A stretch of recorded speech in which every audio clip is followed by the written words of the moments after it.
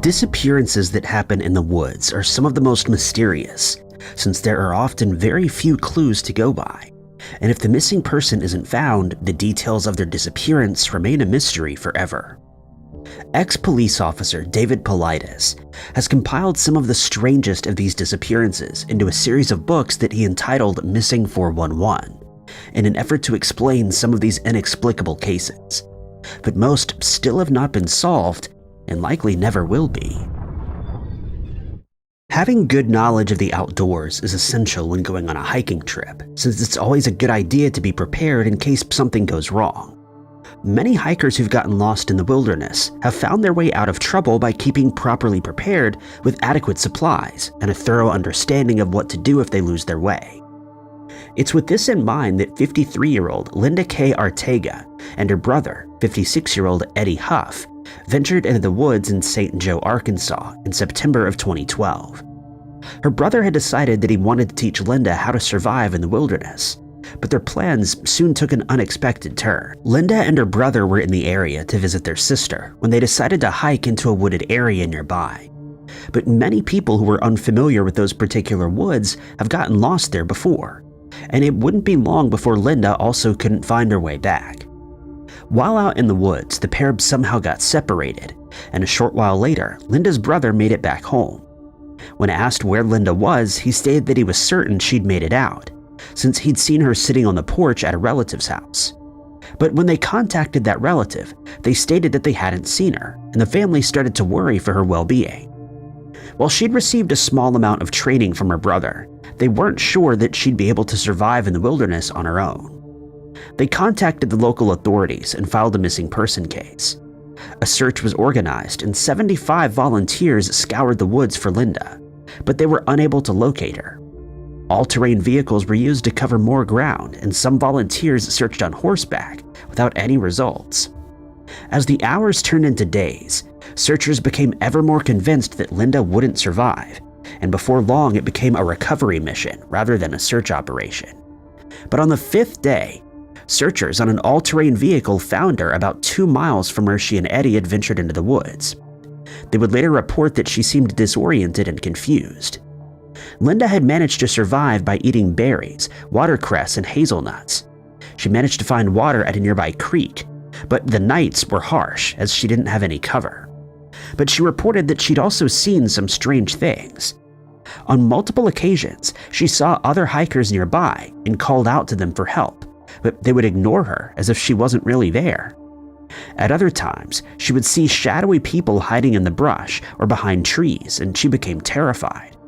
At one point, she became convinced that Eddie was injured and that she was trying to find help for him, but once she reached civilization and learned what had actually happened, she stated that if it weren't for the lessons he'd given her in the woods, she might not have survived as long as she did. No one will ever know what really happened out in the woods over the course of those 5 days, but it's believed that some of the berries Linda ate were somewhat poisonous and caused her to hallucinate. This is when she started seeing the strange shadows and hikers that weren't really there. There's no doubt that Linda was lucky to make it through her ordeal, since so many hikers who end up in the same situation are never seen again. Former high school principal 86-year-old Alvi Webb was no stranger to the Colorado wilderness. He, his son, and his grandson had gone elk hunting in the San Juan National Forest for many years, and October of 2019 was no different. On the 19th of October, they set up camp in the Divide Road Roaring Fork area and were planning on hunting for elk. They were very familiar with the area and could never have foreseen what would happen next. The three walked about 100 yards from the camp that morning, where his son and grandson left him on his own to hunt. They agreed to meet up at the same spot at around 10 a.m. and set out into the wilderness, hopeful that they would find some large elk. They returned to Alvi's spot at the agreed time, but were surprised to find that he was no longer there. Strangely, none of his equipment could be found either, which they found strange, since he wasn't prone to wandering off on his own. They searched the immediate area, thinking that he may have walked a short distance after spotting an elk, but they could find no trace of him. When they were still unable to locate him by 4 p.m., they contacted the authorities and reported him as missing. An hour later, a search operation was in full swing, with searchers being told to be on the lookout for his orange hunter vest, since this would be the most visible clue. His family knew he had a few food bars and some water with him, but they also knew that he was woefully unprepared to spend the night outdoors. Friends and family members were joined by volunteers, a canine unit, and a county search and rescue team, who then searched the area 30 yards at a time, but with no success. They strayed no further than 30 feet from each other, and even covered areas that had already been searched, but no sign of Alvi was found. Many of the searchers stated that they should have found him using the techniques they were employing, and couldn't explain why he remained missing. A helicopter and plane were then brought in to aid in the search, since the area was so heavily wooded. Drones with infrared technology were also brought in hopes that they would pick up Alvi's heat signature, but even this failed to bring any positive results. Attempts were made to contact him on his cell phone, but it had either run out of battery or had been turned off. By the 25th of October, the chances of finding Alvi were fading, and another search was conducted in a grid pattern. At around 9 p.m., one of the searchers thought he heard a firearm being discharged, but this was never confirmed. The search was eventually ended, but his friends and family remained in the area in hopes that they could locate him. What left many people perplexed was the fact that Alvi had trouble walking and couldn't have ventured far from his hunting spot, and it seemed as though he had just vanished into thin air, since none of his equipment or clothing was ever found. To make matters worse, the weather took a turn, and at times temperatures dropped as low as 20 degrees Fahrenheit. No further clues were ever found, and Alvi's fate remains unknown. Authorities have asked that anyone with information on Alvi's case contact the Montezuma County Sheriff's Office at 970-565-8452. You can also call dispatch at 970-565-8454. The Yosemite National Park is known for its natural beauty, but it also has a darker and dangerous side that has led to many hikers going missing. Between 2014 and 2019, as many as 17 people lost their lives each year while visiting the park, after getting lost and being unable to find their way back to civilization. In July of 2021, 3 people went missing in the park, the first of which was 61-year-old endurance runner Fred Zalokar, who hailed from Reno, Nevada, and who disappeared in the Mount Clark area. The second was James Youngbloom, a 64-year-old state professor who disappeared while on a multi-day hike through the Grand Canyon. Unfortunately, neither of these men made it out alive after setting out into the wilderness on their own. The third man to go missing, 72-year-old Richard Judd, wasn't alone, as he had a hiking partner, and they'd traveled to the Happy Isles area near the Merced River, though his hiking partner's name has not been released. Upon arriving in the area, the pair set up camp at Lower Merced Pass Lake, and on the 25th of July decided to go for a hike. They chose a path toward the Lower Ottawa Lake and Red Peak Pass, but soon the trip went awry. The two men somehow ended up getting separated from each other, and Richard's hiking partner was unable to find him. The vehicle they had traveled in was eventually found where they had parked it, at the Quartz Mountain trailhead, but there was no sign of Richard or any of his equipment. Not much information is available on Richard's case, but we do know that he was last seen wearing a blue shirt and either gray or blue pants. His family described him as having gray hair and brown eyes, standing 5'11" and weighing 150 pounds. When it became apparent that Richard was missing, a search of the surrounding areas was conducted, but these efforts eventually had to be scaled back when no sign of him or any of his equipment was found. Park rangers then took to social media platforms to ask members of the public for their help. They asked that anyone who spotted Richard contact their service tip line or dial 911 to report what they had seen. But no such tips were ever received, and he remained missing. It's believed that he had 2 white hiking poles with him, as well as a navy blue backpack, but none of these items were ever found, and we may never know what happened to Richard after he got separated from his partner. 70-year-old Rosemary Cun has been missing since the 18th of August 2000, after she vanished from the Marble Mountains wilderness. Her case continues to baffle the authorities today, but it remains under investigation, and they welcome any leads that may come in. Rosemary hailed from San Anselmo in California and was one of 7 children. She married Charles Cun in 1950, and the couple went on to have 5 children, but in 1999, her life took a turn for the worse. She and Bud were involved in a serious car accident, and unfortunately Bud lost his life in the process. Rosemary survived and eventually recovered from her very serious injuries, but understandably Bud's passing would have a lasting effect on her. At the time of her disappearance, she was working as a marriage counselor and was described by all who knew her as a spiritual person who loved poetry, gardening, and flower arranging, which showed off her creative side. She also loved spending time outdoors, and just before her disappearance, she heard about a group called the Earth Circle Association, which was located near Quartz Valley. She learned that the group taught people about Native American spiritualism, as well as how to look after the environment, and she felt that this was a good way to work through her mourning for Bud. She then traveled to the Klamath National Forest, specifically the Spirit Lake area, where the circle would congregate, and on the 7th of August, she and a group of about 20 people set out on a hike of 12 miles towards Wooley Creek. The trail to the creek is notorious for being rugged and tough going, and so horses were used to carry most of the supplies, such as tents and food for the group. Once they'd set up camp, the group attempted to commune with ancient spirits, a practice that the circle is known for. The group then spent the night out under the stars and was scheduled to return on the 19th. The 18th would be spent hiking in the woods with the head of the circle, a man named Red Hawk, but Rosemary decided to stay at the camp instead.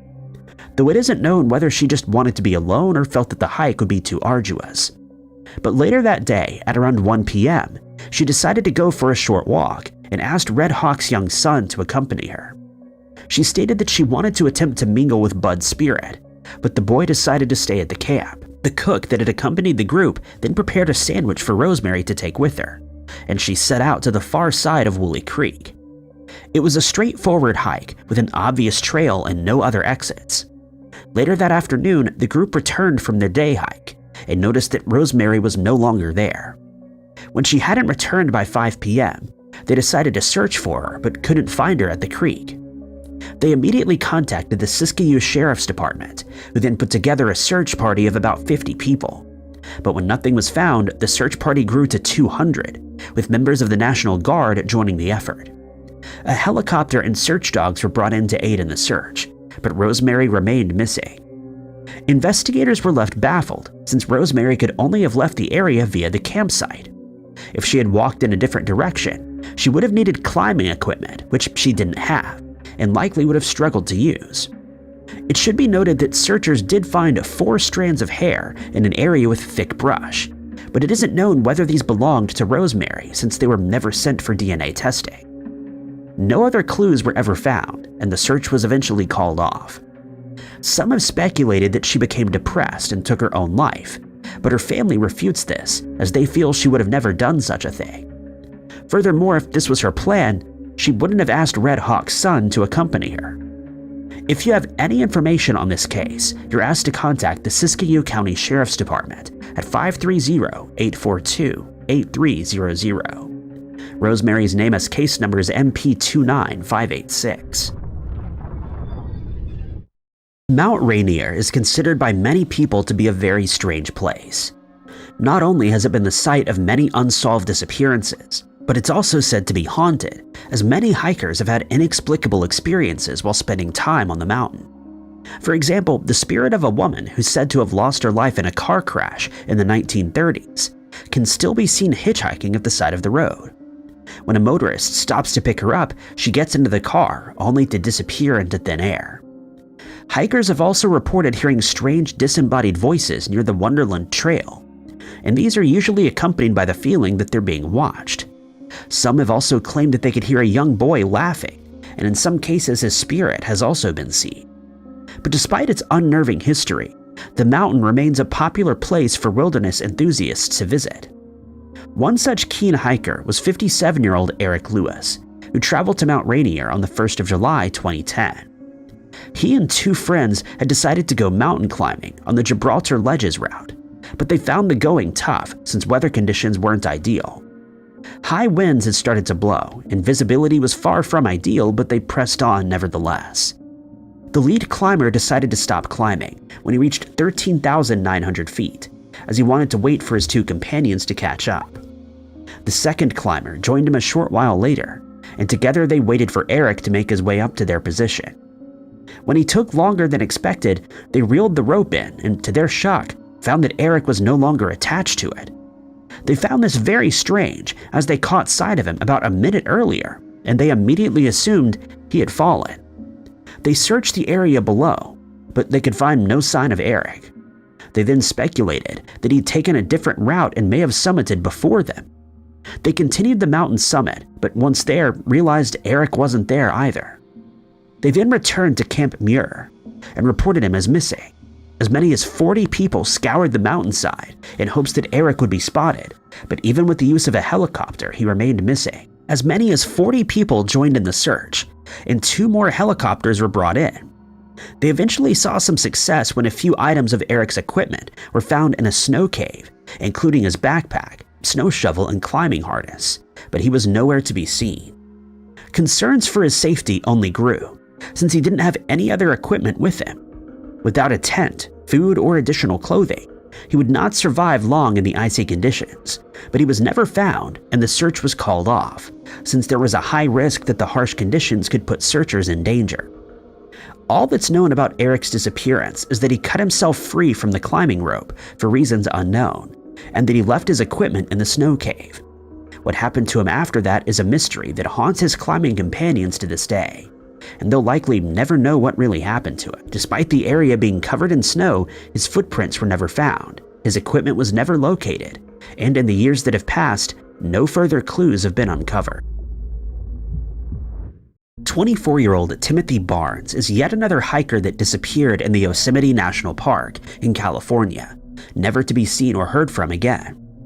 He had decided to go on a solo hike, but something must have gone wrong at some point, as he remains missing to this day. Timothy caught a ride with someone on the 5th of July, 1988, and was dropped off at the Murphy Creek trailhead. He'd mentioned to his friends and family that he was planning to hike to Polydome Lakes, which is situated above the Murphy Creek trailhead. He also stated that he would be back home later that day, but he never returned. When he was still not home by the following morning, his friends started to become concerned that something had happened to him, and they filed a missing person report. Park officials immediately sprang into action, and a search party was formed. They were confident that the missing man would be found since the hike was an easy one, and there wasn't much chance that he would have gotten lost. But despite a very thorough search being conducted, no sign of Timothy was found. None of his clothing or equipment was ever located, and no one had seen which direction he was heading toward. Timothy's disappearance is truly inexplicable, since he would have managed to climb without any issues. He was healthy, fit, and didn't have any physical disabilities, and was of sound mind. The fact that not a trace of him was ever found is a fact that many searchers struggle to understand, and still can't explain to this day. Timothy is described as having brown hair and brown eyes, standing 6 foot 4 inches tall, and at the time weighed 180 pounds. He had a mustache and was known to have discolored teeth of a grayish color. He also had an orthopedic pin in his left ankle. If you have any information on what happened to Timothy, you're urged to contact the Yosemite National Park Police Department at 209-379-1992. Timothy's NamUs case number is MP28821. Valentine Lake is located in British Columbia, Canada, and received its name due to its peculiar heart shape. While it's a beautiful area, it's known to be part of the British Columbia Triangle, an area where many people have gone missing without explanation. It's believed that 25-year-old Rachel Bagnall and 34-year-old Jonathan Jett are 2 victims of the triangle, since they disappeared in the area in September of 2010 and have never been found. The trip to the lake was a special one for the couple, since Rachel was planning to move abroad soon. She had volunteered to help underprivileged people in Colombia and would be spending a year away from home. Her boyfriend Jonathan worked as an attaché for the Canadian government at the time of their disappearances. They were both in very good physical health and belonged to the same climbing gym, which is where they met. They both loved spending time outdoors, and for their final trip before Rachel left, they decided to go on a 3-day hiking trip at Valentine Lake.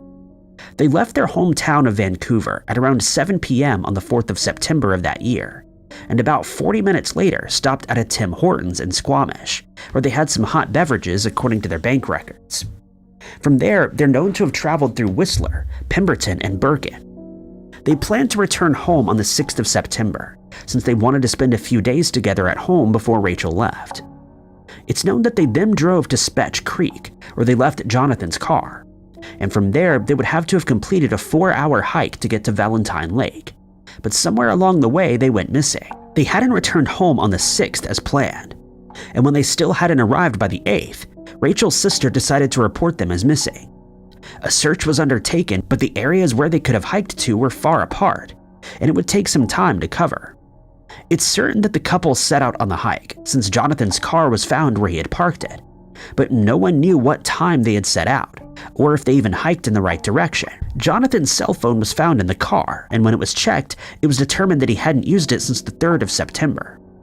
There were no signs of foul play in the immediate area around the car, and it was assumed that they'd carried on as planned. 50 people scoured the areas between Spetch Creek Forest Service Road and Valentine Lake, but came up empty. Search dogs searched for their scent, helicopters searched from the air, and climbers used ropes to search below the tree line, but the couple remained inexplicably missing. More volunteers eventually joined the search effort, which lasted for more than a month, but nothing was found and it was eventually called off. This case still baffles everyone involved, since Rachel and Jonathan would not have had any problems finding their way back if they'd gotten lost. One search and rescue team member added that there were very few areas to get lost on the way to the lake, and even if this did happen, they were always able to find people who'd gone missing there in the past. After the search ended, the couple's families refused to give up hope, and they hired professional climbers to continue searching. A 108 square mile area was searched, but this yielded no results. Hikers who visited the area are asked to keep an eye out for any of the couple's equipment or clothing. But in the years that have passed, nothing has been found, and this is yet another disappearance that may never be solved.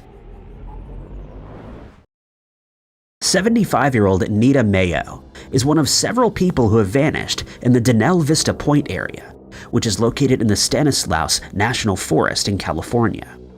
She originally hailed from England and moved to the U.S. after marrying a U.S. Air Force soldier, and the couple eventually made a home in Oklahoma. At the time of her disappearance, Nita was working as a nurse in Hawthorne, Nevada, and would often spend time out in nature. She was in the habit of going on picnics and also spent time in Yosemite on occasion. But when she went missing, she seemingly had no plans to venture into the wilderness. On the 8th of August of 2005, Nita told one of her friends that she planned to drive over to the Sonora Pass in the Sierra Nevada mountains, since she wanted to do some shopping on the other side of the mountain. She added that she would be back home later that evening, and mentioned that she had to work a shift the next day. At around 11 a.m., she set out on her trip but was never heard from again. She never arrived for her shift the next morning, causing her coworkers to become concerned. They then contacted the authorities and reported Nita as missing. The Mineral County Sheriff's Department started an investigation on the 10th of August, and they found a clue. Nita's car was found at the Denell Vista, and the sergeant who found it immediately started searching the surrounding area. He failed to find anything of use and then proceeded to search her car once it was unlocked. Inside, investigators found some items that Nita had purchased, including her car keys, her purse, wallet, sunglasses, and a few souvenirs from the Strawberry General Store, which she'd purchased on the day that she went missing. It was later determined that her prescription sunglasses and camera were in the car when she left, but were now missing. The site was thoroughly processed and foul play was ruled out. If someone had robbed Nita, they would have taken her wallet. It would later be revealed that a transport worker had seen the car parked for 2 days where it was found, but didn't report it since people often left their cars in the area when they go hiking. Search dogs tried to find Nita's scent, but could only pick up in the immediate areas surrounding her car. Further searches were carried out for months after she disappeared, but nothing was found. Nita's family feels that she met with foul play on the day that she disappeared. They've spoken of a man who received treatment at the hospital where she worked and believe that he may be involved. The man apparently arrived at the hospital and stated that Nita had been found. He made these claims before the searches were even conducted and couldn't explain how he knew this. He was later asked to take a lie detector test, to which he agreed and then failed. He was never arrested or charged. Some people think that Nita got out of her car and tried to take photos of the surrounding vistas, but her family says that she was very scared of heights and would never have done so. Nita was eventually declared legally deceased in 2013, without any answers to her disappearance ever being found. The Nicolet National Forest is known for its thick vegetation, dense trees, and bountiful plant life, making it an alluring place for people who have a love for the outdoors to spend some time. It's here that 22-year-old Nicholas Jeffrey Hietpas disappeared in April of 2019, and his case remains unsolved today, as no sign of him was ever found, despite several searches being conducted over the years. Nicholas, who hails from Appleton in Wisconsin, was last seen on the 1st of April that year, when he drove to the Nicolet National Forest, where he then parked his car. It's believed that he had his German Shepherd with him, but few details are available in his case, since no one is certain why he went to the forest. It isn't known whether he ventured into the forest or disappeared in a different area, since no clues were found to indicate that he'd done either. After he was reported as missing, his car was located by the Oconto County Sheriff's deputies, but they found no signs of foul play or anything that could point them in the right direction. Volunteers and search and rescue teams performed shoulder-to-shoulder grid searches of the area, but these failed to provide any clues. The vegetation in the area is so thick that an incapacitated person could easily be overlooked, and when temperatures in the area started to drop dramatically, the searches were called off. They were further hampered by the outbreak of the coronavirus pandemic and the restrictions that followed. But when these were lifted, several more searches were carried out with the use of search dogs and drones, but they had the same result. But investigators have stated that they welcome any leads that come in, and that these will be followed up on in hopes that Nicholas will be found. Since the area is so vast and dense with vegetation, there's no telling which direction he could have hiked in. And since he didn't inform anyone of his plans, it's hard to know where to search next. Nothing further was ever found, and Nicholas's last movements remain unknown.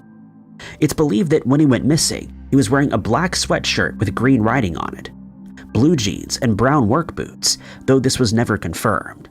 His family describes him as having very short brown hair and brown eyes, standing between 5'11" and 6 feet tall, and weighing between 170 and 190 pounds. He can also be identified by a tattoo, which is believed to be of 2-letter Ys, one of which is upside down. Anyone who knows where Nicholas went that day or what happened to him is asked to contact the Appleton Police Department at 920-832-5947. Nicholas's nameless case number is MP58278. In June of 2014, 23-year-old Vernon Cody Matthews had a solid understanding of how to survive in the wilderness. His father, Vern, had served in the Civil Air Patrol search and rescue for almost 12 years and had to survive in the wild a few times during this time, on one occasion surviving for a week with nothing but insects to eat. Growing up, his children were taught everything they needed to know about surviving out in the elements, and Cody was no exception, which makes his disappearance from Pollock Pines in California all the more perplexing. Vern describes Cody as being more than comfortable out in nature. He learned how to make a campfire with the bare essentials when he was still young, and knew how to fashion crude weapons for hunting. If he ever became lost in the woods, he would be very capable of taking care of himself for some time. That summer, Cody told Vern that he wanted to spend some time in the wild living off the land. He planned to travel to the family's holiday home in Pollock Pines a few days before they were scheduled to arrive, but he planned to wait for his father, who would help him prepare. But on the day that he arrived, he called his mother, Cindy, to report that he'd found their house in disarray. It seemed that someone had broken in and ransacked the place. He told her that he was going to look around and make sure the house was secure. He then asked his mother where in the house he could find a compass, since he wanted to go hiking. But he then realized he had changed his clothes and had left his compass in his other pants pocket. Before he hung up, he told her that he would call again later that evening, but never did, and his family never saw or heard from him again. When Vern and Cindy arrived at the house 2 days later, they couldn't find Cody anywhere, but noticed that he'd left a half-eaten plate of eggs on the table. They searched the house but found no sign of him. But their search did reveal thousands of dollars worth of tools were missing, They found a two-person saw sitting in the house's driveway, but couldn't determine who had left it there since all the camera's wires had been cut, and a trail camera at the front of the house was missing. Upon further investigation, they found signs of forced entry at a side door. Despite this, investigators ruled out foul play, since they felt that the robbery and Cody's disappearance were not connected in any way. Cody's parents don't believe that he would have started his time in the wilderness before they arrived, since he asked them to bring a firearm for him to use and a new phone since his wasn't working properly. Vern and Cindy filed a missing person report, and a search of the area was conducted to no avail. Cody is described as having shoulder-length strawberry blonde hair and blue eyes, standing 6 foot 3 inches tall and weighing 220 pounds. At the time, he had a beard and mustache and wore wire-rimmed glasses. If you or anyone you know can provide any clues in this case, you're asked to contact the El Dorado County Sheriff's Office at 530-621-5655. Cody's NamUs case number is MP35776. Morgan Heimer was a 22-year-old English student at the University of Wyoming. He hailed from the town of Cody and was known to be an avid outdoorsman and a strong swimmer, as is evidenced by the fact that he was also a river guide. On June 2, 2015, he was working as a commercial guide for Tour West, a rafting company who facilitates rafting trips of the Grand Canyon, Cataract Canyon, and Salmon River with the help of experienced guides such as Morgan. Heimer and a fellow guide were part of a group that was touring the Colorado River over 8 days, and they were on day 6 of their trip. The group had stopped at a low cliff where they were jumping into the water under watchful eyes of the two guides. As the last group completed their jump, the lead guide told Heimer that he was thinking about taking some time for a rest later that day. He then walked a short distance away from Heimer to talk to one of the other members of the group, and when he turned back to Heimer, he was no longer there. This was not a cause for concern, however, and the guide thought that Heimer had just stepped away to take a break. At around 7:20 p.m., he didn't show up to have dinner, and Heimer was reported missing, and searchers were positive that he would in fact be found, given his level of experience in the wild.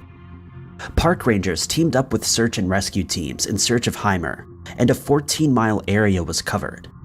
When this proved fruitless, the search was extended another 12 miles, but once again, there were no signs of Heimer, his flotation device, any of his equipment or clothing. Interviews were held with members of the tour group and fellow Tour West employees, but no one had any answers. On June the 9th, after still not finding any answers for a full week, rangers met with Heimer's parents, and they traveled to the area where he was last seen, but this too did not yield any results, and no sign of Heimer has ever been found. Carl Landers, a 69-year-old man from California, made it his mission to climb the highest mountain peaks in all 58 counties in California. On the 22nd of May, 1999, he and two close friends, Barry Gilmore and Milton Gaines, were at their camp at Mount Shasta. The three men were preparing to set out on their climb of the 14,000-foot peak when Landers complained that he was feeling under the weather. He decided to set off on his own to get a head start, and Gilmore and Gaines agreed that they would catch up with him later at Lake Helen. When he left camp, Landers was wearing layers of clothing, and he was carrying a backpack containing enough food and water for his trek up the mountain. His age was not a concern, as he was known to be an experienced hiker, and due to his love of running, he was in good physical condition. He also knew the area that he was climbing very well, and this was his second attempt at reaching the top of Mount Shasta. When Gilmore and Gaines reached Lake Helen, however, Landers was nowhere to be found, and they became concerned that he may have gotten lost. They immediately reported him missing, and the local county sheriff's department launched a search with the help of 2 helicopters from the California National Guard and California Highway Patrol, one of which was equipped with infrared sensors. The following day, searchers set out on foot, joined by the U.S. Forest Service, with some researchers having to cover several search areas on skis. Despite the fact that the landscape in the area has sparse vegetation and no deep crevices, Carl Landers' disappearance is still a mystery 21 years later. The Michigan Triangle is an area located between Wisconsin, Michigan, and Benton Harbor. The area is so called because many strange events have occurred there since 1891, when a sailing vessel that was collecting lumber on Lake Michigan went missing and was never found again. In February of 1978, Stephen Kubacki was a student at a Christian university located near Lake Michigan. He was 23 years old and loved the outdoors, having previously climbed several mountains during a time when he was studying in Europe. On this day, he decided to go on a solo skiing trip, which would not last more than 2 days at most. However, a day after he was supposed to have finished his trip, he'd not returned, and his family informed authorities that he was missing.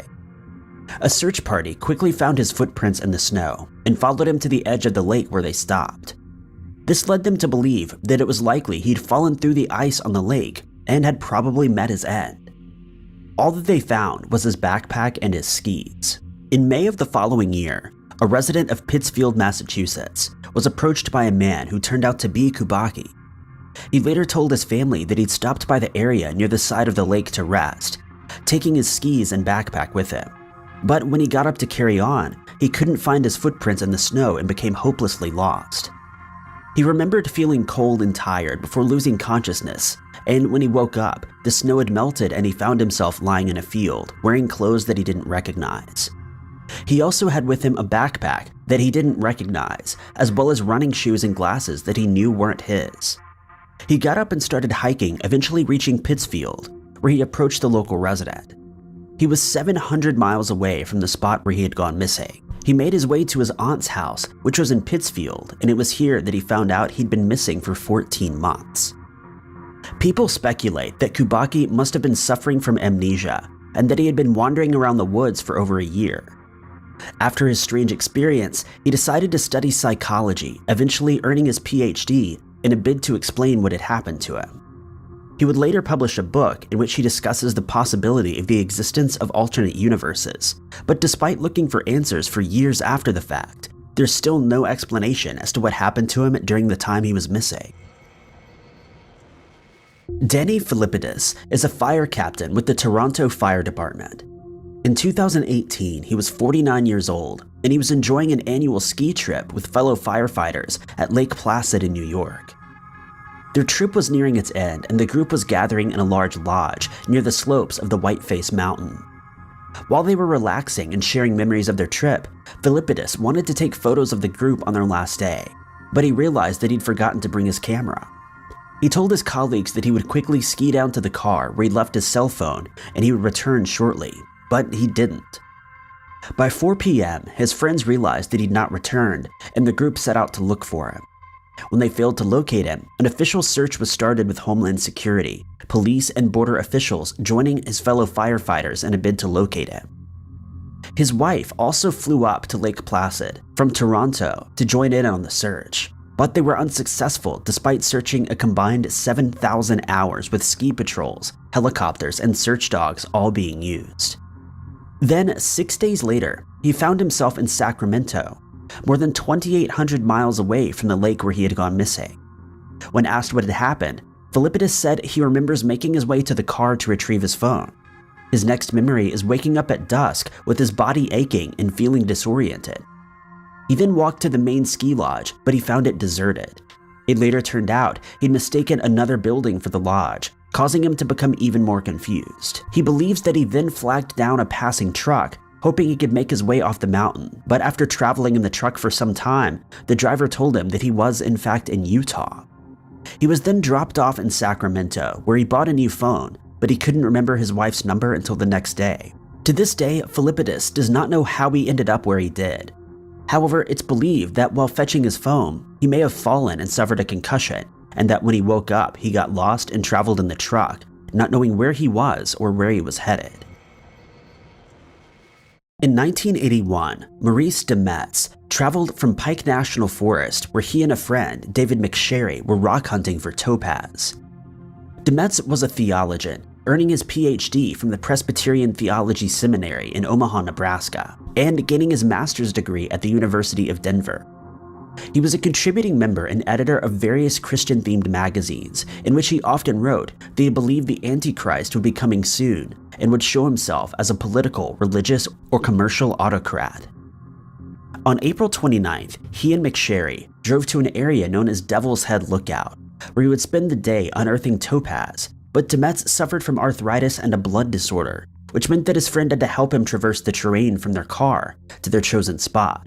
The men each chose a spot where they would dig, and McSherry found an area about 150 feet away from Demetz, which he found suitable. At about 3 p.m., after 2 hours of rock hunting, McSherry decided that it was time for them to make the trip home, and he walked over to Demetz's chosen area where he told him to finish up and get ready to head back. He then returned to his area and he packed up and collected the rocks that he had unearthed. It took about 15 minutes, and when he was done, he returned to Demetz's area to help him back to their vehicle, only to find he was no longer there and his tools were missing along with him. Believing that Demetz had somehow managed to climb the hill back to the car, McSherry returned to the vehicle, only to find his friend wasn't there either. He honked the horn and called out to Demetz but got no response. He made his way to the nearby Rampant Range Road, where he flagged down a passing motorist, asking for them to contact police. By 11 p.m., search and rescue teams were scouring the area, and for the next 5 days, intensive searches were carried out, but even search dogs could not find his scent anywhere in the area. With no signs of foul play or a struggle, it's as if Maurice Demetz simply vanished into thin air. When someone disappears in a city environment, investigators have many different tools that they can use to construct a timeline of the missing person's last movements. There may be witnesses who saw them just before they disappeared, or CCTV footage that shows which direction they traveled in. But when someone goes missing out in the wilderness, most of these tools are no longer available. Some people spend weeks out in the wild before they're reported as missing, and if they weren't seen by anyone in the area, searchers have no definitive area to start looking for them. Many of these areas are remote and have bad or no cell service, which means that the missing person's phone can't be tracked. And if they're ill-equipped to spend prolonged periods out in the wild, their chances of survival drop dramatically. In some cases, missing hikers are able to survive off the land, finding freshwater streams and berries or animals to eat. But some areas are so barren and unforgiving that this is not an option. One such area is Boulder Island, which is situated in the western Aleutian Islands of Alaska. It's a small island measuring 4.3 miles long and 2.5 miles wide, but it was the site of one of the state's most baffling disappearances that took more than 4 decades to solve. The island is completely uninhabited and forms part of the Alaska Maritime National Wildlife Refuge. It's the result of volcanic activity that occurred a very long time ago, and 2 volcanoes named the Boulder and East Cape volcanoes are still present on the island today. It's believed that it got its name under tragic circumstances, when Vitus Bering, the commander of a ship called the St. Peter ship, arrived in the area in 1741. In his journal, he wrote that one of his crew members, a man named Stefan Boldarev, passed away from scurvy on the 28th of October of that year. It's thought that the island was named after him, as a sign of respect from the ship's captain, though it's also been suggested that boulder may be a descriptive word, meaning hut or round. It's here that 21-year-old Corporal Carl E. Houston, known to his friends and family as Bud, mysteriously disappeared on the 3rd of March 1945, never to be seen or heard from again. At the time when Bud went missing, the island was being used by the U.S. War Department as a strategic military weather observation post.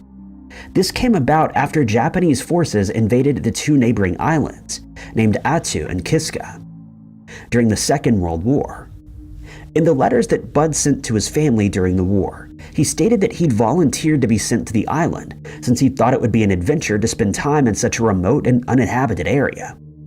Most of the soldiers on the island found living there rough, but Bud saw it as a great opportunity, often stating that he felt as though Lady Luck had helped him secure a spot at the outpost since he had a love for adventure.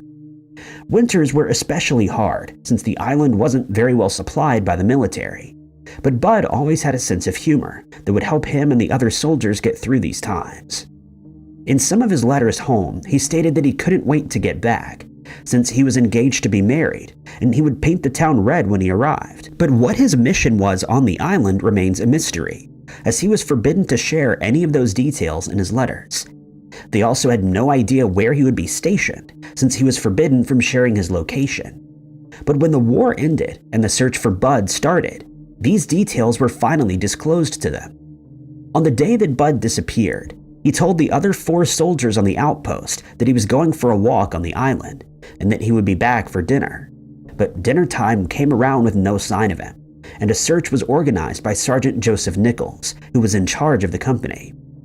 They scoured the areas on the island that they could traverse without danger, but despite their best efforts, they had no luck in finding Bud. Nichols wrote to Bud's mother, informing her that her son had gone missing, and he would later visit her and Bud's father at their house, but they both passed away without ever finding out what happened to Bud.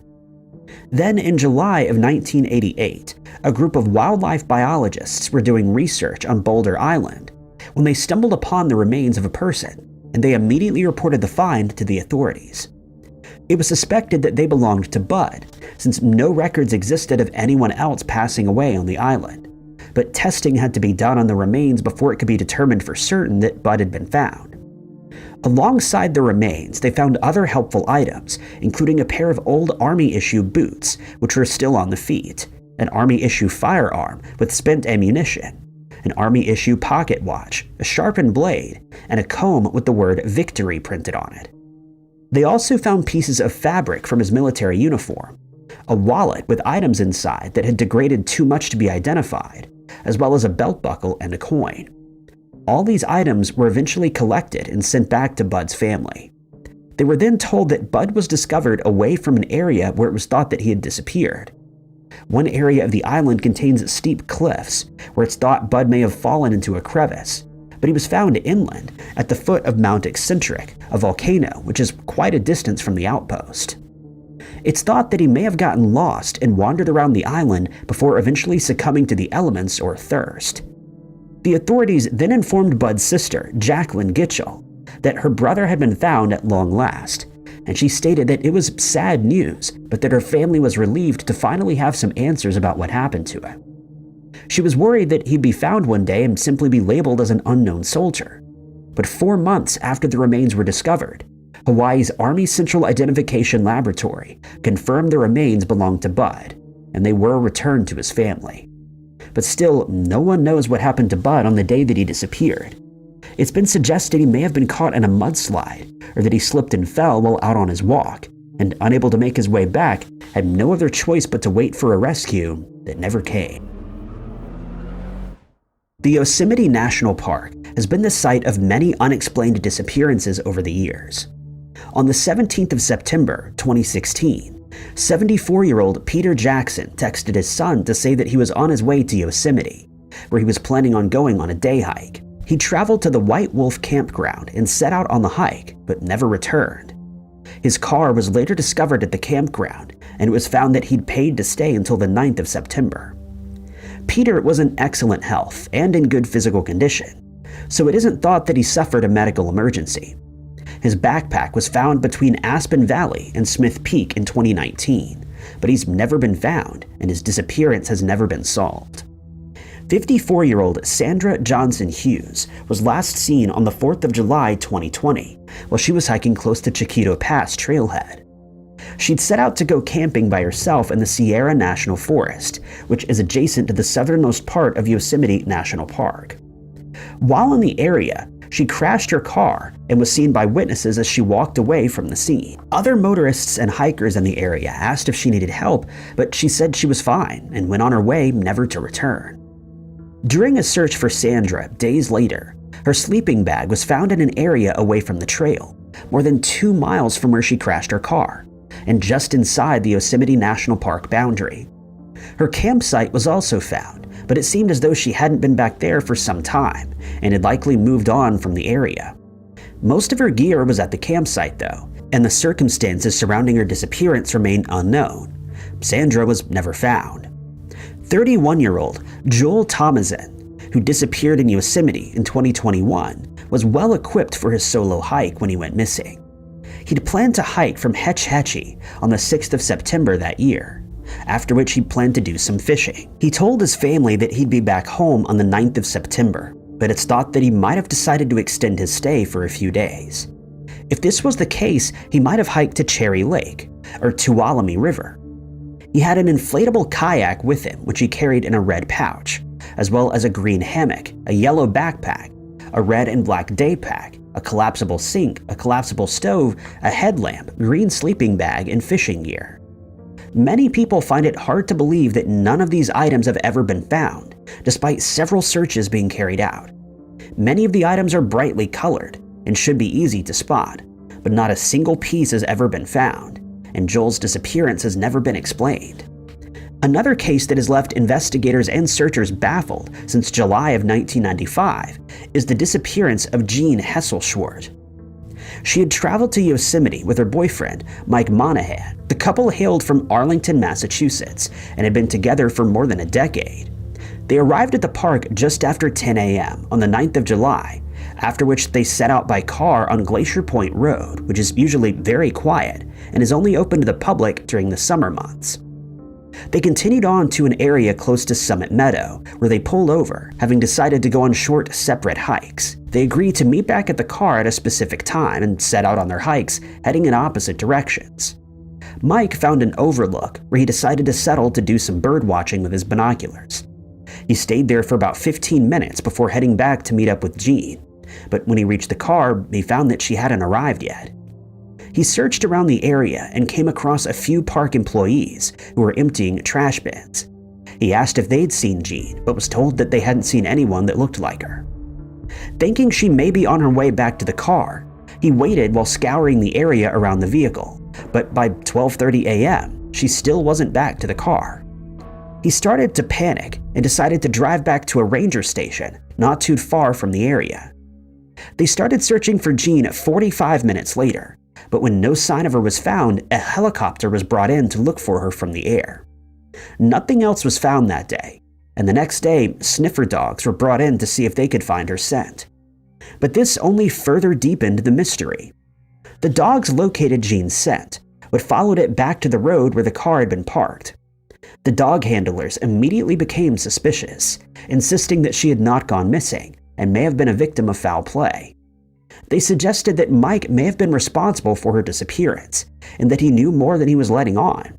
But their first priority was to find Jean. Then the largest search in the park's history was organized. 40 square miles were thoroughly searched by hundreds of search professionals, firefighters, volunteers, dogs, and helicopters, but no sign of Jean was found. Investigators contacted the FBI and informed them that Mike may be responsible for his girlfriend's disappearance, and they started an investigation. Mike was asked to take a polygraph test, and he readily agreed. He passed the test and was eliminated as a suspect.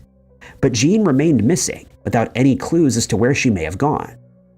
Usually, when a large search is undertaken, at least one clue is found, such as a piece of the missing person's clothing or equipment. But despite the search for Jean lasting more than 2 weeks, not a single trace of her or anything she was carrying was found. At one point, a set of boot prints, matching those that Jean was wearing, was found near where the car was parked, and another set was found near a trail, but it was never confirmed whether they'd been left there by her or not. It was later decided that they must have belonged to someone else, since Jean would likely have followed the trail that she was on rather than deviate from her course.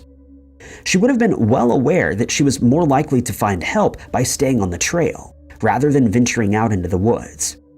It was later suggested that Jean had gotten lost, and hearing the sounds of cars driving by on a road, decided to walk in that direction. But what she was hearing was actually the sound of the wind blowing through aspen trees in the area, and she would have ended up walking into the wilderness rather than back to civilization.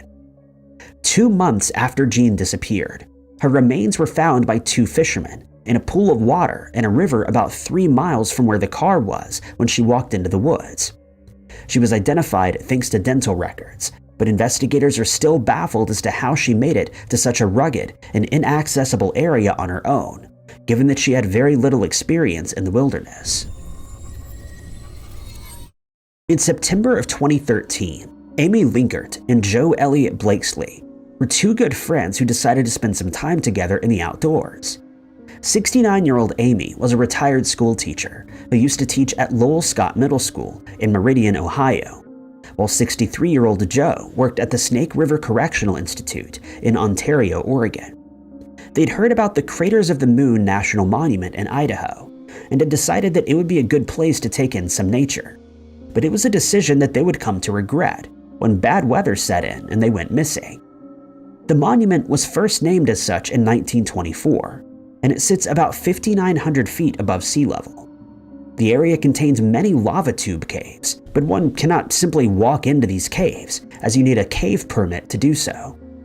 The lava fields at the monument cover an area of about 618 square miles, but it also contains an area of around 400 square miles that's covered in sagebrush grasslands. Visitors are often surprised to learn that they can visit several open rift cracks while in the area, one of which is the deepest in the world, reaching 800 feet below the ground. Visitors to the monument are drawn there by the age of the strange landscape and some of the uncommon sights that they can see there, such as tree molds that were left behind when lava flows engulfed the area a long time ago. But people are warned that venturing out into the lava fields and tube caves can be very dangerous, since there are sudden drop-offs in areas with jagged rocks. If one isn't careful, it may end in disaster. Joe and Amy would likely have been aware of all these factors when they set out on their trip on the 13th of September in 2013. They departed from Boise and told their family and friends that they'd be back home a week later on the 20th. But when that day arrived, they didn't return home, and their loved ones became concerned. They learned that a storm had passed through the area while the two women were visiting, and immediately fears for their safety became very real. When they still hadn't arrived home by the next day, they were both reported as missing. When Joe didn't show up for her shift at the correctional facility, her coworkers contacted the police, but there was a problem. At the time, the federal government was not actively operating due to a funding issue, which caused a serious delay in the search for the two women being started. Nothing official was done to look for them for a week, but 10 park service rangers took it upon themselves to conduct a search of the area, despite not having any government-sponsored resources. Only on the 1st of October did official search teams take any action, and there were real concerns that their efforts would be in vain, since so much time had already passed. The two women were likely out in the elements on their own, and there were serious doubts that they could have survived that long on their own despite both having experience in the wilderness. Witnesses who had visited the park before the inclement weather hit reported that they had seen two women hiking near a campground in Arco on the 19th of September, the day before they were supposed to return home. The area is about 18 miles from the monument, and many people were surprised to learn that they had hiked that far. Receipts belonging to the two friends that were found during the official search indicated that they had visited the visitor center on the 24th of September, 4 days after they were supposed to be back home, which is also strange since they hadn't informed anyone that they were planning on extending their stay. Eventually, the car that they had traveled in was found parked in the Tree Molds Trail parking lot. Despite the area of the monument being very popular, usually filled with visitors, no one realized that the car had been parked there for longer than usual. When the car was searched, Amy and Joe's dogs were discovered alive inside, suggesting that they'd planned to go on a short hike, but just never returned. Luckily, they had left water for the dogs in the car with the windows rolled down. Their cell phones and several other belongings had also been left behind, and it became clear that their plans for that day had somehow gone awry. When the women's families were told of this development, it caused them even more concern, as they stated that neither of the women would have diverted from the trail, knowing that their dogs were still in the car. They also found it strange that they decided to leave their phones in the car, since it serves as a lifeline in case something goes wrong, something that every experienced outdoor enthusiast is well aware of. It's thought that they knew that there wouldn't be any service inside the tube caves, and since they only planned to be gone for a short while, they likely decided that it wasn't worthwhile taking their phones with them.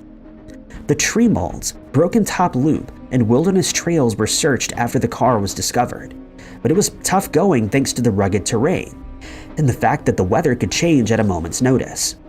All in all, about 6,000 man-hours of searching were conducted in this 5-square-mile area, but with no results, as no sign of either of the women was found.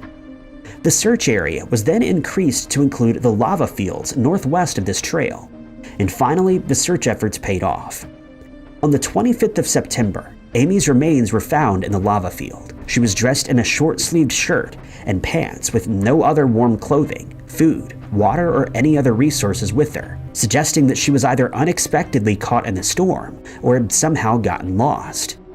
It was also suggested that she had ventured out to look for help, but became disoriented and lost her life thanks to the elements. Searchers were relieved to have found Amy, but Jo was still missing and was not in the area where her friend was discovered. Search efforts had continued for another month when Jo was finally found. Her remains were located about a mile away from Amy's and 2.5 miles from where their car was parked. The area had been searched from the air on several occasions before, but Jo was found in an area that was obscured from above. She, like Amy, had suffered from dehydration and eventually succumbed to the elements. No one knew why the two friends decided to split up, but it was suggested that one of them may have sustained an injury, prompting the other to leave to find help. It's likely that they became disoriented by the sudden storm that hit, and they then couldn't find their way back to the car. Some people are still convinced that foul play is involved due to the strange circumstances surrounding the case, but it's far more likely that they lost their lives to the elements, despite both being very familiar with the outdoors. Search and rescue personnel are often unsure where to start looking for someone who's gone missing in the wild, since they have no clue where that person may have traveled to before they disappeared. This was the case in the disappearance of 31-year-old Garen Kirk, who went missing in the Mount Hood National Forest in December of 2014. Garen hailed from Milwaukee, where he was busy studying business online via the National University. He was busy studying for his bachelor's degree, after which he was planning on completing his master's. He had a 5-year-old daughter, but had gotten divorced and shared custody of the child with his ex-wife. He was an experienced hiker and keen outdoorsman who had undertaken many solo hikes in the past, usually in heavily wooded areas. He set out for his hike from his house on the 3rd of December of that year, planning to be gone for about 3 days, returning on the 6th. But Garen made one fatal mistake. He didn't inform any of his friends or family where he was going, or for how long he would be gone. When he hadn't come home by the 7th of December, Garen's sister, Whitney, filed a missing person report, though she had no idea where he may have gone. Unfortunately, no one knew where to start searching for Garen, since he hadn't told anyone where he was traveling to. The search wasn't started until the 8th of December, when his car was found in the Frog Lake campground parking lot by one of his family members. A search was immediately conducted in the heavily wooded areas around the car, but there was no sign of Garen, and investigators decided to look into his cell phone records. These showed that his phone pinged off a tower east of Frog Lake, and when the area was searched, his phone was found. Garen had crossed over from the Clackamas County into Wasco County, and hence the search effort was handed over to the Wasco County Sheriff's Office. His family was interviewed for any helpful information, and they told investigators that he likely had certain pieces of equipment with him. These included his backpack, sleeping bag, single-man tent, several firearms, a jacket, and thanks to a receipt from a local gas station that was found in the car, it was known that he had purchased a Cliff Bar, a Monster Energy drink, and a set of thermal underwear, which was a good sign that he was prepared to spend some time out in the elements, since he had warm enough clothing. Hopes were high that Garen would be found alive, since he'd only been missing for a short while, and had a lot of experience in the outdoors. But still, there was no sign of him up to this point. A witness came forward to report that they'd seen Garen in the Frog Lake parking lot, and at the time he was in a good mood. She was also able to describe the clothes that he was wearing at the time, a pair of jeans and a green or blue shirt. Now that the authorities had somewhere to start looking, a search could be organized, and as many as 170 people started scouring the woods, hopeful that Garen was nearby and would be found quickly. The areas around Twin Lakes and Frog Lake were thoroughly combed through for 8 long days, but yielded no results. During the search, sniffer dogs searched for Garen's scent without any luck, while helicopters fitted with infrared technology searched from above, but they also had no luck and he remained missing. Luckily, not much snow fell during this time, which is unusual for the area, but searchers still had to contend with near freezing temperatures and periods of rainfall. More than 14 different agencies took part in the search effort, and it was thought that Garen would possibly have intentionally left some clue behind as to where he could be located, but no such item was ever found. His family was eventually forced to accept the fact that he may no longer be alive. In an interview, his grandfather stated that his disappearance had taken a toll on the family, and while they would have liked to have found him so that they could have some closure, they were thankful to everyone who participated in the search, even if it didn't produce any positive results. The search was eventually reluctantly called off on the 15th of December, since all the possible areas where Garen could have traveled to had been covered, and at this stage, his fate still remained a mystery. Some people still found the search efforts strange though, since Garen's phone had pinged off a tower to the southwest of Frog Lake, but most of the searches were concentrated to the northeast, towards the Twin Lakes area, and no one has ever explained why this decision was made and by who. Nevertheless, the search effort was one of the largest that Oregon had ever seen, and given the sheer numbers of searchers that participated, it was thought that if Garen hadn't been found at this point, they were unlikely to ever find him. The case would go cold for a further 4 years until 2018, when a group of hikers stumbled across Garen's wallet and his driver's license about a mile from Frog Lake. They soon found a set of remains and immediately contacted the authorities, who collected them, and they were sent to a lab for DNA testing. The remains' DNA was tested against that of his family members, and in June of 2022, 4 years after the remains were found, they were confirmed to have belonged to Garen. They were finally able to get the closure they were looking for so many years, but there will always be many questions to which they'll never receive any answers. 51-year-old Michael Allen Feisery disappeared from the Hetch Hetchy Reservoir in the Till Mountains of Yosemite National Park in June of 2005, and his case remains unsolved to this day as he's never been found. The Hetch Hetchy Valley has a long and rich history. It's where the Miwok people used to spend the summer months, since the area is rich in edible plants and seeds that can be easily gathered and stored. The strange name is believed to have originated from the Miwok word hatch-hatchy, which translates to edible grasses. In the 1850s, people realized that the valley could be used as a reservoir, and in 1906, it was finally decided to convert it. When the reservoir is filled to capacity, it holds as much as 117 billion gallons of water, which supplies the surrounding areas and also powers hydroelectric generators. Hikers usually visit the waterfalls that can be found in the area, or explore the 8-mile-long reservoir that's popular for picnics, though visitors are not allowed to enter the water. Michael, known to his friends and family as Mike, had visited Hetch Hetchy many times before and was well acquainted with the area, which makes his disappearance all the stranger. Those who know him describe him as a very nice and intelligent person who had a photographic memory and tended to stay off the grid. He was adopted as a child and spent his childhood growing up in Southern California before attending the University of California, from where he graduated when he was 18 years old. Following this, he got a job at the post office, but continued to enjoy spending time in the outdoors, often going on solo hikes or surfing. His friends state that he often pushed himself too hard, as he had on many occasions overestimated how far he could walk in a day while out on a hike. At the time of his disappearance, he was in good physical shape and had no medical issues, other than the fact that he had to chew his food for a long time since he was prone to choking on occasion. Mike arrived at Hetch Hetchy on the 15th of June 2005, where he planned on going on a solo hike as he had done many times before. The fact that he had a photographic memory would have made his hikes that much easier, but this is one of the questions about his disappearance that has left people baffled, since he should have been able to find his way back to civilization easily, given his knowledge of the area. He traveled to the north side of the reservoir and had planned on traveling to the Rancheria Falls. After that, he planned to hike to the Till Mountains and Lake Vernon.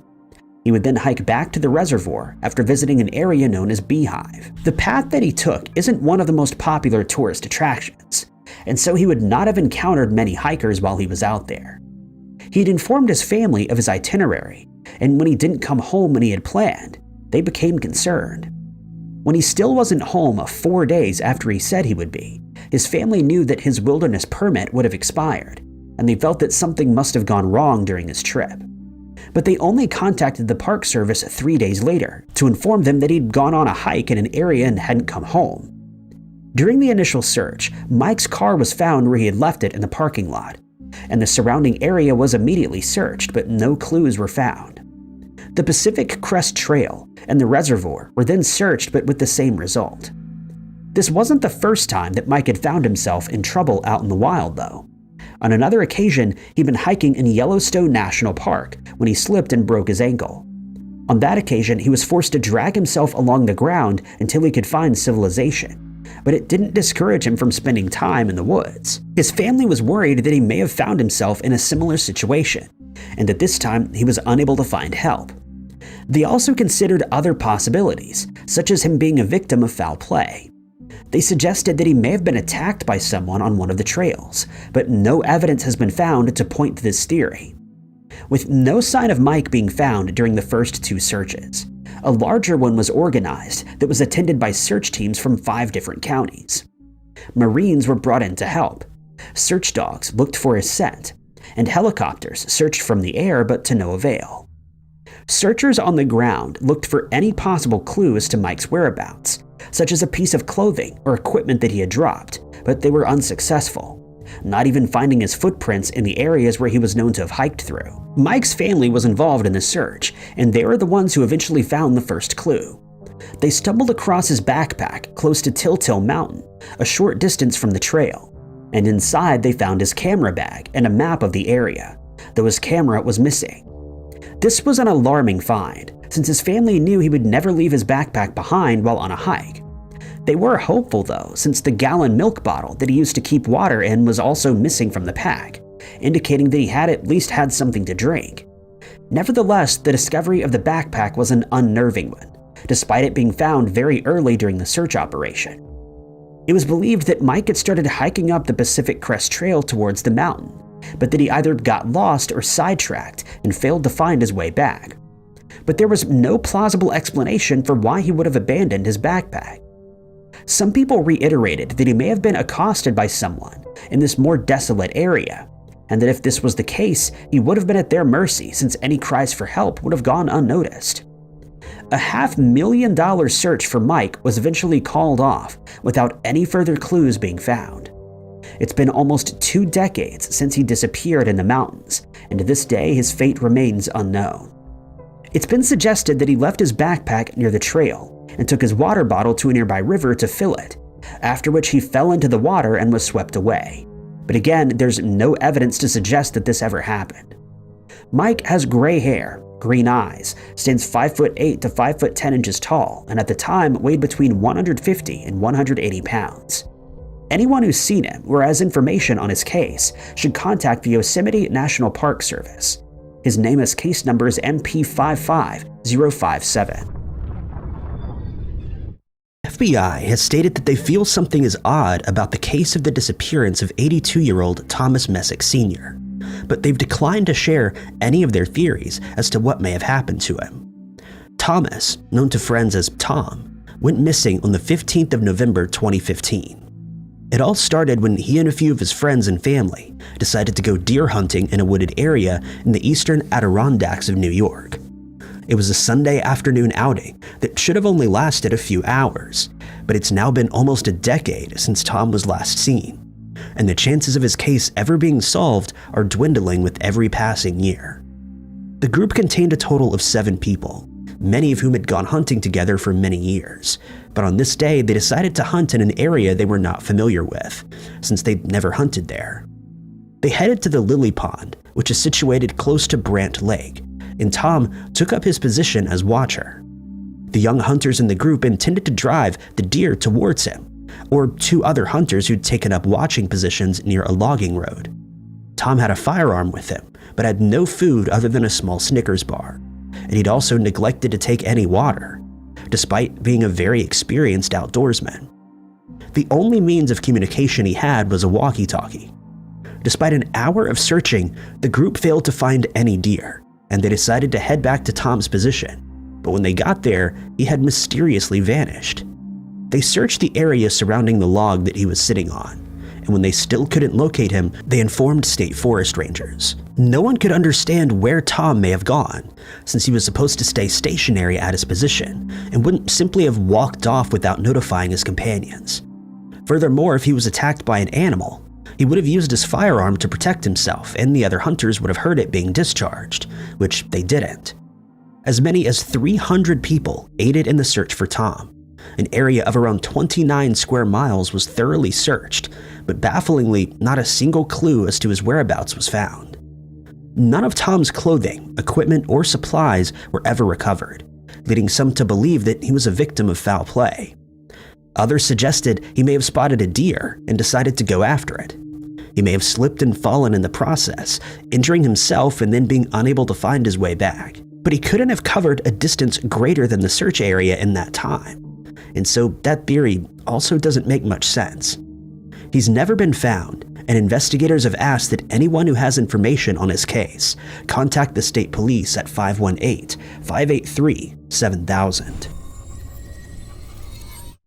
Very few details are available in the disappearance of 45-year-old Zhang Hyun-Wan, who mysteriously disappeared from the southern rim of the Grand Canyon in September of 2017. But we do know that he had a run-in with the law a few months prior. In May of that year, a Knoxville police officer was driving east on Galesburg Road when someone in a white Toyota Camry suddenly cut him off, and he had to brake hard to avoid rear-ending the other vehicle. The driver of the car then turned on their hazard lights and came to a stop, but they then turned the hazards off and continued driving. The officer decided to initiate a traffic stop, and when he got to the car, he learned that the driver was Jang Hyun-Wan from Korea. The pair struggled to understand each other since Jang Hyun spoke very little English, and the officer had to call for an interpreter.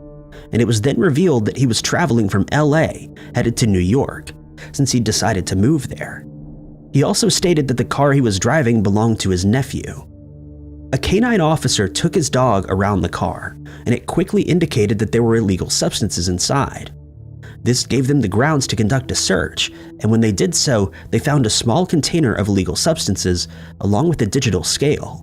But Jang Hyun was adamant that these items did not belong to him. This made very little difference though, since every driver is responsible for what they have in the car that they're driving. And eventually, Jang Hyun admitted that the substances were a gift from a friend of his who lived in California. He was arrested and charged, but it seems that by September, the matter had been settled since he was seen driving that same car close to the Newhants trailhead in the Grand Canyon National Park on the 17th of September. That same day, the white Toyota Camry that he was driving was found abandoned at Moran Point, and when its license plate was checked, it was found to be the same vehicle that had been stopped by the officer in May. It's believed that he was either driving to LA from New York or vice versa, but no one came forward to report that they'd seen him hiking in the area, or that they'd spoken to him before he vanished without explanation. There's no information on a search being conducted, but whether this was done or not, no trace of Jang Hyun has been found in the years since he disappeared, leading to many theories being suggested. Some people think he may have headed down one or more challenging trails in the area, and having no equipment or supplies with him, either got dehydrated or injured and succumbed to the elements. Others think he may have met up with someone in the area where his car was found, and that he simply never returned. Anyone with information that could help find Jang Hyun is urged to contact the National Park Service at 888-653-0009.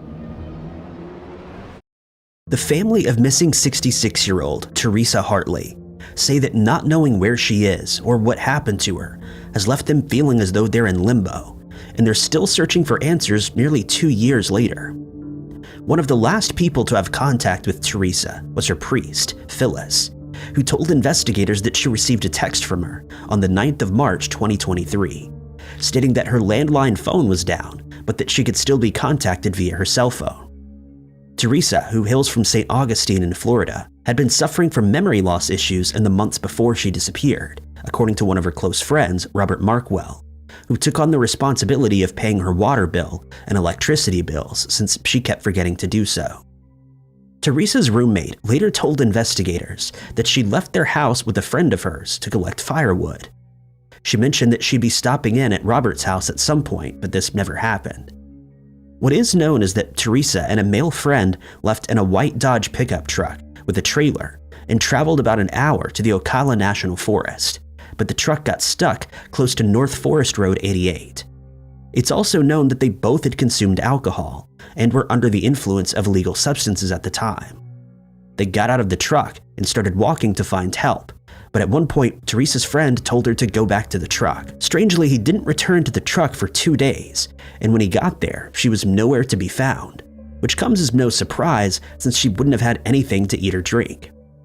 No one has seen Teresa since, and her case remains unsolved.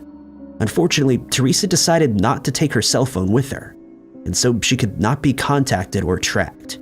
She also couldn't call anyone for help, and many people had been left wondering why her friend decided to leave her out in the wilderness on her own for 2 days. Her family also wonders why they decided to drive all the way out to Ocala, where St. Augustine's forest had plenty of firewood to collect. Robert contacted the male friend when he couldn't get a hold of Teresa, but the man hung up on him for reasons unknown. The Marion County Sheriff's Office, aided by volunteers, scoured the area but could only come up with 2 chairs that belonged to Teresa and a few cigarette butts that may have been left there by her. Despite all these weird elements in the case, investigators do not suspect foul play to be a factor. Teresa is described as having blonde hair and blue eyes. She stands 5 foot 8 inches tall and at the time weighed about 160 pounds. The last time that she was seen, she was wearing a dark shirt and blue tennis shoes. Anyone who knows where Teresa is, or who has any information on her case, is asked to contact the Marion County Sheriff's Office at 352-732-8181, or the St. Johns County Sheriff's Office at 904-824-8304.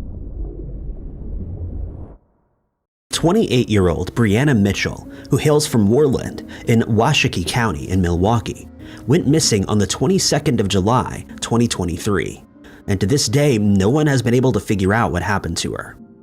On that day, she was traveling in her car along the No Water Trail when the vehicle got stuck. She was known to often go into this area, known as the Badlands, to explore and to take a break from her everyday life. At around 2 a.m. that morning, she called her boyfriend, Christian Romero, to inform him that her car was stuck. He immediately drove to the area and searched for her, but had no luck in locating her. He then contacted the authorities, who, upon searching further, located her car, but Brianna was no longer there. A search of the surrounding area resulted in some footprints believed to belong to Brianna being found, but they led to within about 1,000 yards of No Water Road, where they suddenly stopped. One of her boots and her shirt were also found near her car. Brianna's cell phone provider was contacted so that her cell phone could be tracked, but it's since been switched off, and searchers had a tough time knowing where to look for her, since they're unsure as to which direction she may have walked in. A pilot searched from the air, while officers and about 20 volunteers searched on horseback and foot, walking shoulder to shoulder to ensure they didn't miss any areas, but to no avail, nothing was found. On the 26th of July, sniffer dogs were taken to the area to aid in the search, but they were unable to find Brianna's scent, likely since she'd been missing for 4 days by that point. An officer explained that the dogs could only be used for a short amount of time since the temperatures in the area had risen to the extreme, which also didn't bode well for Brianna if she was still out in the wilderness. Investigators added that they were treating the case as more than just a simple missing person case, since they didn't know what exactly happened to Brianna, and foul play has not been ruled out as of yet. At one point, a sniffer dog indicated that there may be something in a nearby pond, and a diver was brought in to see what they could find, but despite hours of searching in the water, nothing of any help was found, since visibility in the pond was almost zero. It was then decided that the pond needed to be drained, and over the course of 3 days this was done with the use of donated pumps. As the water receded, searchers scoured the mud for clues, but once again, nothing was found. One final search of the area was conducted, but when no trace of Brianna could be found, all searches were officially called off, and to this day, no one knows where Brianna is or what happened to her that morning. Investigators have, however, stated that their investigation into the case remains ongoing, and any tips that are received will be followed up on. Brianna is described as having brown hair and green eyes, standing 5'5" and weighing 130 pounds. If you or anyone you know have any useful information on Brianna's case, you're asked to contact the Washakie County Sheriff's Office at 307-347-8255. 2242. 62-year-old Fern Lovett Baird was hiking in the Sawtooth National Forest in Idaho on the 19th of October 2020 when she mysteriously disappeared, and the authorities have been left baffled by the fact that not a single trace of her has ever been found. Fern is no stranger to the outdoors, since she's an experienced hiker, but she usually stuck to the less technical trails, since she isn't someone who usually takes many risks and rather enjoys hiking as a casual hobby. At the time when she went missing, she was a broker at Powder Beach Realty and was also the owner of Yopa bags that she created in which people could carry their yoga mats and equipment. She was also in good health, since she and her friends often went on hikes together, and she worked as a ski instructor in the past. At 1:17 p.m. on the 19th of October 2020, Fern signed the logbook at the Prairie Creek trailhead and headed out for a hike. When she didn't return to the hotel where she earlier asked about good hiking spots, staff contacted the authorities to report her as missing. Her car was found still parked in the parking lot, but this offered no further clues since she could have chosen from multiple trails from there. A Tulsa, Oklahoma family who signed the book at around the same time as Fern was located after she was reported missing, but they stated that they didn't see her while they were hiking along the West Fork drainage area. Another couple whose names were also found in the logbook was tracked down, but they also didn't have any contact with Fern and were oblivious to the fact that she had disappeared. Investigators and members of Idaho Mountain Search and Rescue started a search, but since they didn't know which trail Fern took, they were uncertain where to start. Helicopters, drones, searchers on horseback, motorbike riders, and search dogs combed as many areas as they could, but found no sign of the missing woman. The Prairie Lakes, Norton Lakes, Minor Lakes, and Mill Lake areas were thoroughly searched, but to no avail. At the time, temperatures dipped to below freezing, and snow had started to fall in the higher elevated areas, making search efforts much more difficult. One final search was conducted on the 30th of October, but when that failed to produce any results, it was called off for good. In total, 10 days were spent looking for Fern with no result. Her bank account and cell phone activity were monitored throughout the investigation, but they saw no activity and have not been used since the 19th of October, the day she disappeared. It's been suggested that Fern somehow wandered off the trail that she was on and then got lost. Given the extreme weather conditions at the time, she may have succumbed to the elements, since she would not have been prepared to spend a prolonged period in the wilderness, though this remains just a theory. Another search was carried out the following year during a training exercise, but all that was found was a cell phone belonging to a hunter who lost it while he was in the area during a previous fall. No further clues were ever found, and Fern remains missing. She's described as having brown hair and brown eyes, standing 5 foot 5 inches tall and weighing 115 pounds. She was last seen wearing a light gray jacket and black pants. Anyone who has information on Fern's case can contact the Blaine County Sheriff's Office at 208-788-5555. In November of 2015, 68-year-old Frederick Drum, better known to his friends as Fritzy, owned a 170-acre property in Saratoga, upstate New York, and it's here where he went missing.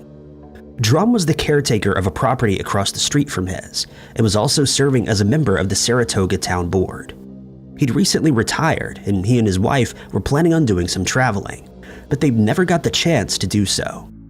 Drum was an avid hunter, and on the morning of the 24th of November that year, he set out at about 10 a.m. to go for a walk on his property, which is situated on Burgoyne Road. He never returned, and when no one had heard from him by the following morning, he was reported as missing. A large-scale search was immediately organized with the help of state police helicopters, but on the first day, nothing was found. The next day's search was somehow hampered by the fact that it was Thanksgiving, and the authorities had difficulty contacting searchers, but eventually about 120 people started scouring the area once more. But despite their best efforts, none of Drum's equipment or supplies were found, and he could not be located. His car was found still parked at his house, leading investigators to believe that he was still out in the wilderness, rather than having left the area at some point. Divers and submersible robotic devices searched a pond on the property twice, but also failed to find anything useful. A diver later stated that he couldn't see anything under the water while he was searching, but felt that it was unlikely that Drum was in the pond. A 900-acre area was then divided into 20 blocks, and these were searched by 9 teams of 15 people and 2 canine units, but Drum remained missing. Investigators were hopeful that he would be all right out in the elements, since temperatures were mild and since he knew the property well. It was later revealed that his family didn't immediately report him as missing, since they were under the impression that they couldn't file a missing person report until he'd been missing for at least 24 hours. But investigators assured them that this was not the case, and this only happens in movies and TV shows. When Drum's house was searched, it was discovered that he'd taken his wallet, debit cards, and driver's license with him. His bank accounts, as well as his credit and debit cards, have seen no activity since he disappeared, and at present, his whereabouts still remain unknown. If you have any information that can help solve Frederick's case, you're asked to get in contact with the Saratoga County Sheriff's Office at 518-885-2471. His family is offering a $5,000 reward to anyone who comes forward with information, leading to Drum being found. Arvin Nelson, a 51-year-old man from Big Sur in California, is described by his friends and family as a very friendly person who was a hard worker and who loved to have fun. He was an avid hiker who regularly walked the trails of the Californian backcountry, and on occasion he would go night bathing at the Esalen Hot Springs between 1 and 3 a.m. On the 6th of August, 2014, Arvin planned to hike the eastern side of the Ventana Wilderness, and he was dropped off by a friend near Tassajara Road at China Camp. He'd never hiked this area before, but knew that he would have to travel deep into the forest and was excited to get started. According to his friends and family, he was well equipped for the journey, taking enough water and food to last for about 7 days. He planned to return to the Big Sur station on the 24th of August, 8 days after setting out, and informed his family that if he didn't arrive there on that day, that they should file a missing person report. Unfortunately, this is exactly what happened, and his family contacted the authorities, though they only did so on the 16th, 2 days after he was expected to return. A search party of about 30 people was formed, and a search for Arvin was underway. The search party contained members of the Monterey County Sheriff's Office, the National Guard, California Highway Patrol, and the U.S. Forest Service, as well as the Coast Guard, and they were aided from the air by 3 helicopters. It was then discovered that he was last seen on the day of his disappearance by Jack English, who lived in a cabin in the wilderness with his son, Dennis. Dennis had been playing his guitar in the cabin, and when Arvin heard the music, he decided to visit. He stayed with the 2 men for the next 2 days, but they were then picked up by a helicopter. Arvin decided to stay in the cabin until the 9th, after which he planned to hike to Sykes Hot Springs, which is about 11 miles from there. Those familiar with the area stated that it would not have been an easy hike, since the area is known for its extreme elevation changes, and trails are often obscured by brush and fallen trees.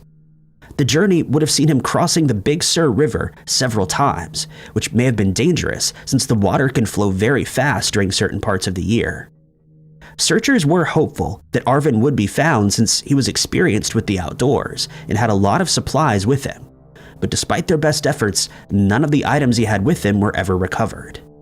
The areas that Arvin is thought to have hiked through are usually full of hikers, but no one reported seeing him on the day that he vanished. It's been speculated that he may have slipped and fallen and was unable to find his way back to civilization. The area also contains many cliffs, and he may have slipped over one of these if he somehow failed to keep to his intended trail. It's also possible that he ended up in the Sur River and was unable to swim back to shore. His friends and family have not ruled out foul play, since they know of illegal activity that was going on in the area. If Arvin accidentally stumbled across a group of these people, they may have seen him as a threat and harmed him. If you've seen Arvin or know where he may be, you're asked to contact the Monterey County Sheriff's Office Department at 831-755-3722, quoting case number 1405301. Gloria McDonald was 68 years old when she disappeared from the Queen Wilhelmina State Park in Arkansas on the 26th of January 2001, and to this day, her case remains an unsolved mystery. Gloria had just moved to Mena in Arkansas with her husband Daniel the previous year, and she started working as a news reporter for a local newspaper. Her family states that she enjoyed keeping active by doing aerobics, but she wasn't someone who spent much time out in the wilderness. On the day of her disappearance, Daniel's son from his previous marriage was visiting from Florida, and he and his girlfriend Gloria and Daniel decided to go out for breakfast in town before going on a hike in the national park. After breakfast, the group headed out to Lover's Leap Trail, and upon arriving there, they were surprised at how quiet the area was, since there was only one person sleeping over at the lodge. This was not unusual though, since it was during the off-season, and the only other people around were lodge staff as well as some maintenance workers. They reached the trailhead at about 2:25 p.m. and they headed out. Their progress was halted about 200 yards down the pass as they came across tree limbs that had fallen during a storm, and they were covering the trail. The group decided to climb over the limbs and other debris, but this did not appeal to Gloria, and she decided to head back to the lodge on her own, stating that she would visit the gift shop and restaurant. It was only a short walk, and she should have made it back without any issues, but when the rest of the group arrived about 30 minutes later, they were surprised to find that Gloria wasn't there. They checked their car and found her belongings inside where she had left them. One maintenance worker stated that he saw a woman fitting Gloria's description, a redhead wearing a yellow jacket, but he said he had no idea where she went after that. When she couldn't be located at the lodge, the authorities were informed that she was a missing person, and a search was started. Special agents from the Arkansas State Police aided in the search along with the Polk County Sheriff's Office deputies and search dogs as well as helicopters, but Gloria remained missing. Strangely, the dogs picked up her scent behind the lodge and followed it to a nearby road, but this is where they lost the trail. Her disappearance continues to baffle everyone involved, and it's been suggested that she was harmed by someone that she'd written about for the local newspaper, but this has never been proven. Strangely, none of the park employees could say for certain that they saw Gloria with the group that day, leading some people to believe that the family had something to do with her disappearance, but they were all questioned and cleared of suspicion. Anyone with information on this case is asked to contact the Polk County Sheriff's Office at 479-394-2511. 61-year-old Shirley Bowman has been missing since the 20th of July, 2020, when she went on a hike in North Bend, Washington. A few clues were found during the investigation into her disappearance, but Shirley has never been located. She was known to have a great love for the outdoors and would go on a hike or a walk at least once a week. At the time, she was working at an Ace hardware store and could often be seen riding her bicycle around the area where she lived or hiking the Snoqualmie Valley Trail. She was well known by the surrounding community and was well liked by all accounts. She often supplied homeless people in the area with sleeping bags, mats, or tents to shelter in, and it isn't thought that she had any enemies that would wish to harm her, making her disappearance all the more strange. Her daughter, Kane, describes Shirley as her best friend, and has repeatedly appealed to the public for any information on her case, but her case remains unsolved to this day, and her family is desperate to find out what happened to her. What is known is that Shirley was camping near Middle Fork Road in North Bend, Washington, on the 20th of July, and that she intended to hike the Quartz Creek Trail to Lake Blethen. She told her family that she would be back home 2 days later, on the 22nd of July, but when she didn't return, they became concerned and contacted the King County Sheriff's Office to file a missing person report. Her son told investigators that he dropped her off at the trailhead on the 20th of July, after which she headed out to find a good camping spot. She followed the trail for about 2 miles, where she then set up camp, as is evidenced by the items that were found there, her tent and several pieces of equipment that she's known to have had with her. The resulting search effort lasted for a little more than 4 months, during which search and rescue volunteers scoured the surrounding areas and trails that she may have walked down, but no further trace of Shirley was ever found. Witnesses came forward to report that they'd seen her hiking near the Quartz Creek Trail, which is where she intended to be, but for reasons unknown, she could not be located in that area. The area that was being searched is described as being rather treacherous, since it contains steep cliffs, leading some people to believe that she may have fallen and was unable to make her way back to her campsite. Search dogs were able to pick up her scent at the campsite, but could only follow it for a short distance before they lost it again. Drones and helicopters were brought in when the initial search failed to discover any clues, but they were also unable to spot Shirley. Anyone with information on Shirley's whereabouts is urged to call the King County Sheriff's Office at 206-296-4155. The strange disappearance of 54-year-old Jessie Hoover, which occurred on the 20th of May, 1983, is one that didn't see a lot of coverage in the media. In fact, a reporter who started investigating the case years after she vanished had to go through official channels to find any information on her disappearance, which still remains unsolved. It's known that she hailed from White Settlement in Fort Worth, Texas, and that her husband Eugene passed away a few months before she traveled to Maine, where she then disappeared. It's been suggested that she wanted to get away for a while, which is understandable given the fact that she had recently lost her husband.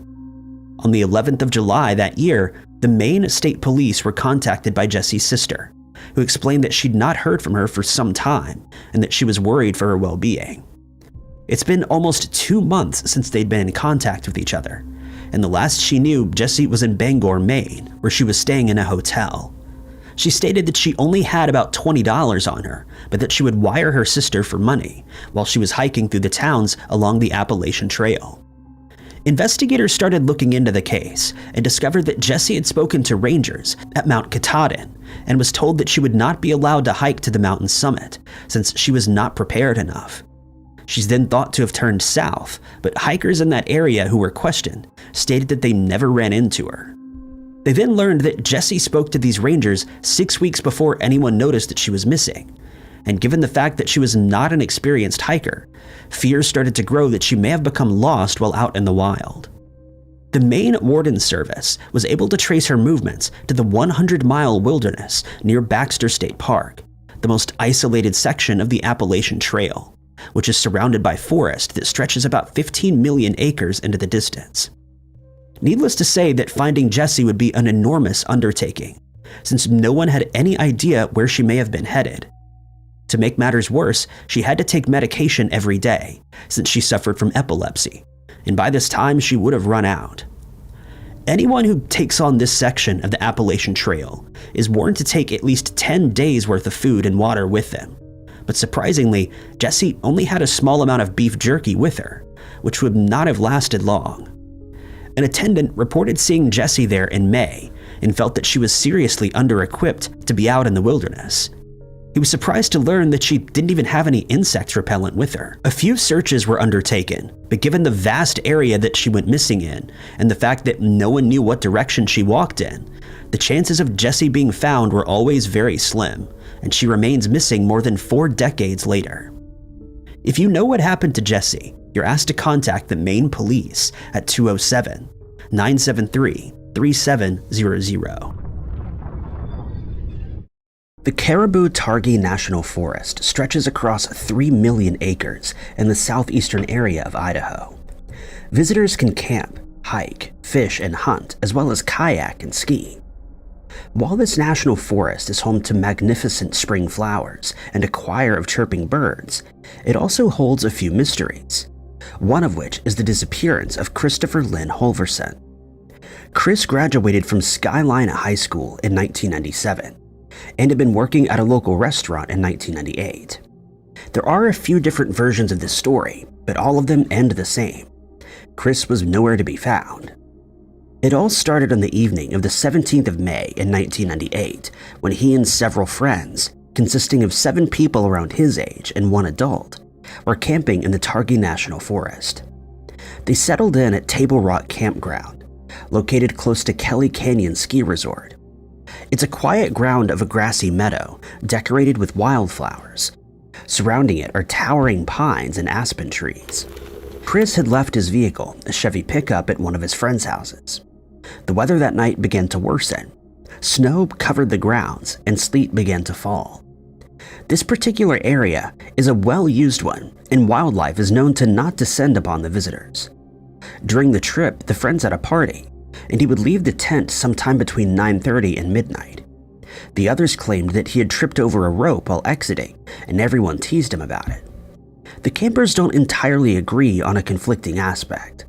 Some have said that Chris had gotten into a fight with one or more individuals who accompanied him that evening.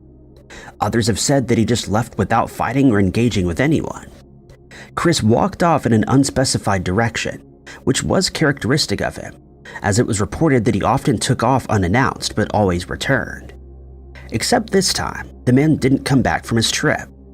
He never collected the Chevy from his friend, and he didn't have any of his other belongings with him at the time. It was revealed that Chris's parents were separating, but he didn't seem upset enough by the whole ordeal to run away. There's only one credible sighting of the missing man, which came from the driver at the camp, who stated that he saw a person matching the description standing by a vehicle. He reported seeing a tall man wearing a blue tracksuit with a white stripe, but this sighting has remained unconfirmed.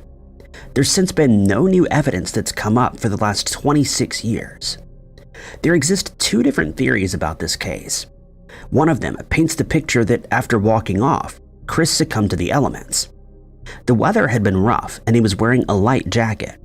He didn't have a flashlight on him, but wildlife encounters were rare, and according to the locals and regular campers, it was extremely difficult to get lost in the open wooded area. The second theory is a bit more sinister, yet it remains nothing more than a suggestion. Something happened that night that the group had kept a secret, according to the theory.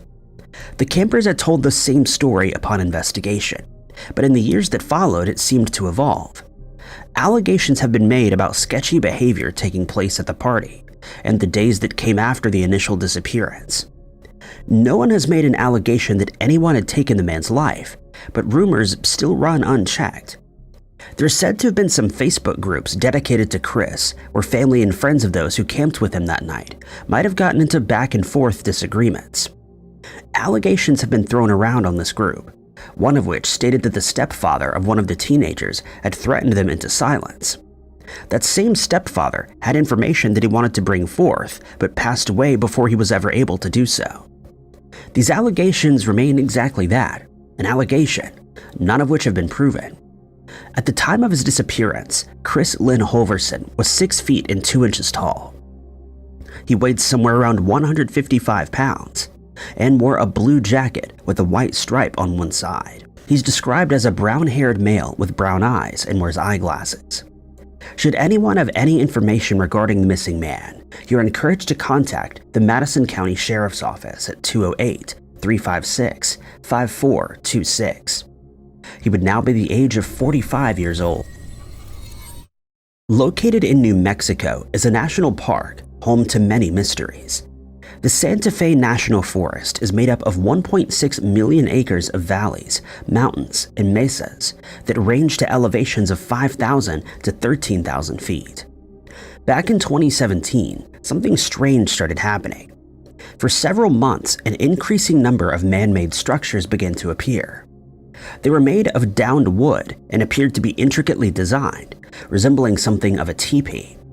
No one would be able to inhabit these structures, as the inside space was far too small, and whoever was making them needed to be caught. Some of these structures were made using 1,000 pieces and stood 2 to 3 stories tall. Forest officials have found at least 8 such structures littered across the park. So, in other words, the Santa Fe National Forest is a pretty weird place that holds some secrets that are yet to be uncovered. But one of the most prominent ones is the case of Melvin Nadell. It was the 6th of September 2009 when Mel went bow hunting with 2 friends. They were in the Elk Mountain area of the forest close to Pecos, New Mexico. With him, he had a .44 caliber revolver, camouflage print Martin bow, and zebra-striped arrows. He'd been wearing camouflage jackets and had polypropylene underclothes, thermal socks, boots, a Lucky 13 pendant, and a Seiko watch. At 4:30 p.m. that day, Mel strayed from the campsite but told his friends that he wouldn't be going far and would be back before nightfall. Unfortunately, he wasn't back before nightfall. In fact, he didn't come back at all. He was gone. A lengthy investigation into his disappearance commenced. The Jeep Cherokee belonging to Mel was found at the campsite with the number plate HKJ664. Inside it was his backpack, cell phone, and GPS unit. This appeared unusual to his hunting companion because he would always carry the GPS with him so that he wouldn't get lost in the vast landscapes. Canine units were able to pick up the scent of the missing man 50 yards from the camp, down a route that he used regularly. According to the family, he'd become lost once before, and after that incident, he never strayed too far from the site again. He had no health complications, and there were no clues pointing to foul play. Mel was declared lost or injured in the wilderness. Alan Pacheco had been searching for missing individuals since 1973. People have vanished into thin air in New Mexico, leaving search teams stumped. The same man had taken the time to investigate Melvin Nadel's disappearance. One of the areas he'd searched was the Pecos Elk Mountain area, after an amateur psychic said something didn't feel right in this part. This is where things get stranger. As mentioned previously, the forest is home to peculiarities and secrets that remain hidden. While investigating the area, Alan made use of a Geiger counter around an old fire pit. Some readings turned up on the device, but it failed. After he left the immediate area, the equipment suddenly started working again. The idea was to determine if there had been a doorway, or as described in the report, a portal had been opened in the area of the Pecos Triangle. The Pecos Triangle is yet another mystery that this forest holds. It's the phenomenon where people have a strange habit of disappearing in a similar fashion. Many have reported seeing UFOs, strange lights, ghosts, disembodied voices, and even odd human creatures. At the time of his disappearance, Mel was 5 feet 2 inches tall and weighed 135 pounds. He had dark black hair and brown eyes and was said to have a wrapped knee after sustaining an injury prior to his trip. Should anyone have any information regarding this missing person, you're asked to speak to the New Mexico State Police using the number 505-827-9300. Mel's case is an active and unsolved case of missing persons. The Mark Twain National Forest is said to be the domain of hellhounds and other demonic creatures. It's also thought to be concealing the treasures of long-lost civilizations, which points to the park's importance as a locus of dark and demonic energies. The forest encompasses 1.5 million acres of public land, spanning 29 counties in Missouri. There are 750 miles of hiking, horse riding, and mountain biking trails. Parts of the Ozark Trail wind through the forest, and more than 350 miles of perennial streams are used for kayaking. This national park offers a variety of campgrounds, giving visitors a beautiful forest experience in a semi-primitive wilderness, not to mention the possibility of an enigmatic disappearance or two. Robert Garman was one such person who became lost in this expansive reserve. While the details surrounding the incident are plentiful and conflicting, there isn't much known about the man himself. Robert was born in 1962, making him 62 years old today, and 33 years old at the time of his disappearance. In September of that year, he and a female friend from Hot Springs, Arkansas, journeyed to the Ozarks to visit a few friends. They would ultimately end up at a party with 15 other individuals in the Mark Twain Forest close to Chadwick. This particular party was referred to as a binge party, one that lasted for several days. According to a few witnesses, Robert had been seen arguing with another male and a female acquaintance. After this, he and his friend left the event.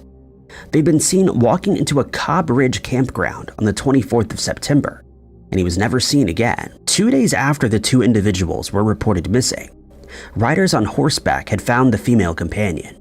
She was bruised and disoriented and spoke of an attack that left Robert critically wounded. The woman had no knowledge of who attacked them, nor did the other 15 guests that attended. Additionally, Robert lived 4.5 hours away, which makes it seem odd for him to travel that far to attend a party. He was also found to be using an alias from time to time, Strad Dighton, the same name that's shared with the man from Iowa who passed away in 2010. Adding to the weirdness of this case is that no one knows who reported the two missing, but someone did. The last confirmed sighting of the man was when he and his companion had gone into the woods. This case is an incredibly strange one, as there's not much to go on in terms of physical evidence. The woman was interviewed by authorities, which is where the story had come from. But it's just her word. There's no physical evidence to suggest anything. No DNA and no fingerprints. The site also sees a lot of visitors. Someone was bound to come across him at some point, but no one did. At the time of his disappearance, Robert C. Garman was 33 years old. He had brown hair and blue eyes. He stood at a height of 5 feet 11 inches and weighed 150 pounds. He's said to have various tattoos on his chest, arms, and back. Anyone who has any information on the whereabouts of this missing man is encouraged to contact the Christian County Sheriff's Department at 1-417-581-1519 or the Missouri State Highway Patrol Missing Person Clearinghouse at 1-800-877-3452. The Klamath National Forest and Butte Valley National Grassland stretch over an immense 1.7 million acres in the northern part of California and the southern area of Oregon. The forest is made up of the Klamath National Wild and Scenic River, along with several wilderness, geological, and botanical parts. The forest harbors elevations that reach 9,000 feet above sea level and is one of the most biologically diverse regions in America. 200 miles of river systems are adequate for rafting. This national forest is also one where quite a few disappearances have occurred and is home to other mysteries. Part of the wooded area falls in Siskiyou County, where there are many unsolved disappearances. This disappearance, though, centers around a particular woman, Marie Louise Andrew. On the 20th of August, 1987, Marie left Davis, California in an upset state. She'd been in an argument of an unknown nature. She wore a tan jacket or sweater, blue jeans, and yellow earrings with a white stone at the time that she left. It's said that she officially disappeared on the 20th of August, the day she left, but it wasn't until the 5th of September that she was officially reported missing. It was on this day that her car was found abandoned on a forest road in the Beaver Creek region of the Klamath National Forest. This area falls in Siskiyou County.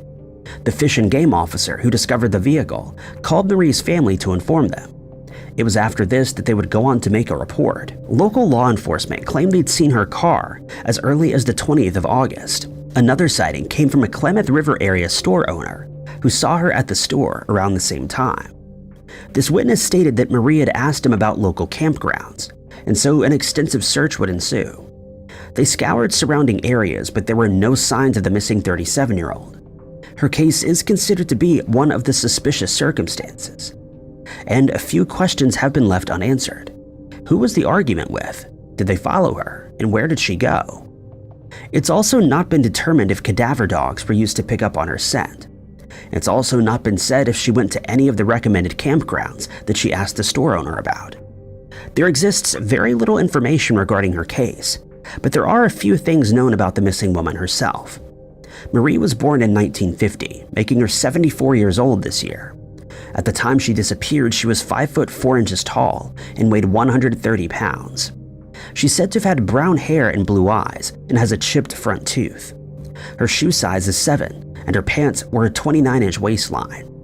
Her case remains active and is under investigation by the Siskiyou County Sheriff's Department, which can be contacted at 530-841-2900. Marie had no known medical conditions at the time she went missing, but it's noted that she was quite upset at the time. The town of Silver Plume, also referred to as a living ghost town, can be found in Clear Creek County, Colorado. It was used as a silver mining camp that stretched along Clear Creek in the Front Range of the Rocky Mountains. The federally designated area of the Georgetown Silver Plume National Historic District consists of Silver Plume, Georgetown, and the Georgetown Loop Historic Mining and Railroad Park. It's also the town of mystery, where 2 people disappear with a strange connection to one another. To embark on this missing person case, we have to go back to the 7th of September in 1987. It was on this day that Tom Young, a bookstore owner, had vanished along with his dog, Gus. He told everyone that he was going on vacation to Europe, but when 3 weeks had gone by, his absence became suspicious. 10 months later, on the 31st of July in 1988, 2 hunters were hiking on Republican Mountain, just outside of Silver Plume, when they found the remains of Tom and Gus. The circumstances surrounding their passings were strange, but were ultimately closed by the Clear Creek County Sheriff's Office. This case, though, is about Keith Richard, who 9 months after Tom's disappearance had moved into the bookshop and opened an antique store. For 23 years, Keith was a sports reporter for a Chicago newspaper. He learned of the disappearance of the former inhabitant and quickly grew obsessed with the case. He began asking everyone around town about the disappearance and more information about Tom, and would even base a character in his novel on the mysterious disappearance. His daughter, Tiffany, noted that authors like to live the story of their characters, and this is precisely what happened with Keith. 1 week after Tom and Gus were discovered by the hunters, the antique shop owner would close up at 2:30 that afternoon. He began to walk around town, telling everyone that he would be hiking through to the nearby Pendleton Mountain, which he would then climb to the very top of. At 4 p.m., he stopped by Ted Parker, who ran a cafe right across from him, and with whom Keith had been acquainted for 40 years. He told Ted that he would be embarking on this journey, but he didn't take him seriously. But the missing man would be last seen heading toward the Pendleton Mountain. There are 2 trails that can be used to get to the 7,605-foot mountain located in the Denali National Park and Preserve. One way is to walk from the parking area on Guanella Pass Road. Hikers would need to follow the old mining roads up to a ridge trail at the bottom of Leavenworth Mountain. The walk goes right through a forested area until reaching the alpine tundra. Another way would be walking up Leavenworth Creek Road to a drainage point, making a few turns, and then heading north until reaching the summit. To reach the top of Mount Pendleton takes no less than 6 hours. This is why Ted hadn't taken his friend seriously. It was much too late to hike up such a mountain, and he was only wearing a flannel shirt with no jacket, jeans, and tennis shoes. He had no supplies and no GPS. That evening, Keith never returned. The next day, helicopters would circle Pendleton Mountain in search of the missing man. 125 men and trained dogs combed the terrain for several days, but it proved futile. No clues were unearthed as to where the man may have disappeared to. He was just gone. In their 30 years of operation, the Colorado Alpine Rescuers found every missing person every single time. Keith's friends had found his unfinished novel still open on his computer, with the last words being, quote, "Guy Gypsum changed into some hiking boots and donned a heavy flannel shirt." He ended with, he understood Tom now and his motivation. Guy closed the door, then walked off toward the lush, shadowless Colorado forest above. Keith was last seen on the 7th of August in 1988. He was 6 feet tall and weighed 210 pounds. He had blue eyes and gray hair at the time. If anyone has any information regarding the whereabouts of this missing individual, they're asked to contact the Clear Creek County Sheriff at 303-679-2354. America's Everglades National Park is the largest subtropical wilderness in the U.S. It's the habitat of various rare and endangered animals like the manatee, American crocodile, bull sharks, and the Florida panther. There have been over 200 homicide cases since 1965, of which these animals have been used as accomplices. This national park has been subject to investigations by the FBI. It comes as no surprise that many would become lost here, as the park stretches across 1.5 million acres of southern Florida. On the 5th of March in 2011, Roger Sawyer, a 67-year-old from Oregon who was working as a butcher, accompanied his family to this national park during a cross-country trip in their mobile home. He was said to be an experienced outdoorsman, but he disappeared mysteriously while camping in the Flamingo campground. On this day, the family had gone to the visitor center, but Roger and his wife stayed behind, but were in 2 different areas of the grounds. Darkness began to fall, and soon everyone started making their way back to the motorhome. All except Roger. A lengthy search began, but not a hat or shoe was ever found. The Miami-Dade Fire Rescue searched the waters and beaches, but to no avail.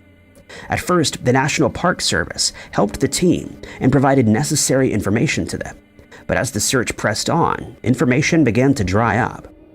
Strangely, a spokesperson for the Everglades stated that the family was unwilling to provide a picture of the missing man, a claim that they would say was entirely untrue. He was last seen at around 6 p.m. that day, and a missing person report was made at 8:30 that evening. Roger Kenneth Sawyer was 6 feet tall and weighed 170 pounds at the time of his disappearance. He has gray hair, blue eyes, and a shaven face. He was last seen wearing khaki shorts, a green sleeveless t-shirt, a ball cap, and Crocs. He uses reading glasses, which are often kept in his pocket and not worn. On his left ring finger, he adorns a gold wedding ring. According to NamUs, there's a possibility that the man was abducted. There's a Facebook page dedicated to finding Roger called Roger Sawyer Fantastic Fisherman, with the earliest post made in 2022. The page has only added to the mystery. One of the family members has made an allegation, highlighting that there'd been an argument between Roger and his wife prior to the Everglades trip. The family members believe that no one just disappears without a trace, and that they will get to the bottom of it. Should anyone have any information on Roger's whereabouts, they're asked to contact the National Park Service. Additionally, the Park Service is looking into how information was disseminated during the search. Crime Stoppers can be contacted at 305-471-TIPS or 1-866-471-8477. Alternatively, you can visit the website at crimestoppersmiami.com and select the Submit a Tip option. Idaho is the beautiful, diverse land of the Nez Perce Clearwater National Forest, which spans across 4 million acres. The land ranges from the dry canyons of the Salmon River to the moist cedar forests of the Selway drainage. The park provides breathtaking scenery, adventurous wilderness, fisheries, wildlife, and pristine water quality. The forest encompasses the homelands of the Nez Perce Native Americans. It was here that 62-year-old retired state police captain Ronald S. Gray embarked on an elk hunting trip with at least one other from his hometown, North Brookfield.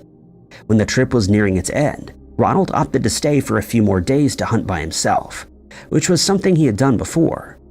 Those closest to him were hopeful that he would be found safe since he survived a brutal attack back in Vietnam, but he's been missing since the 23rd of September 2008.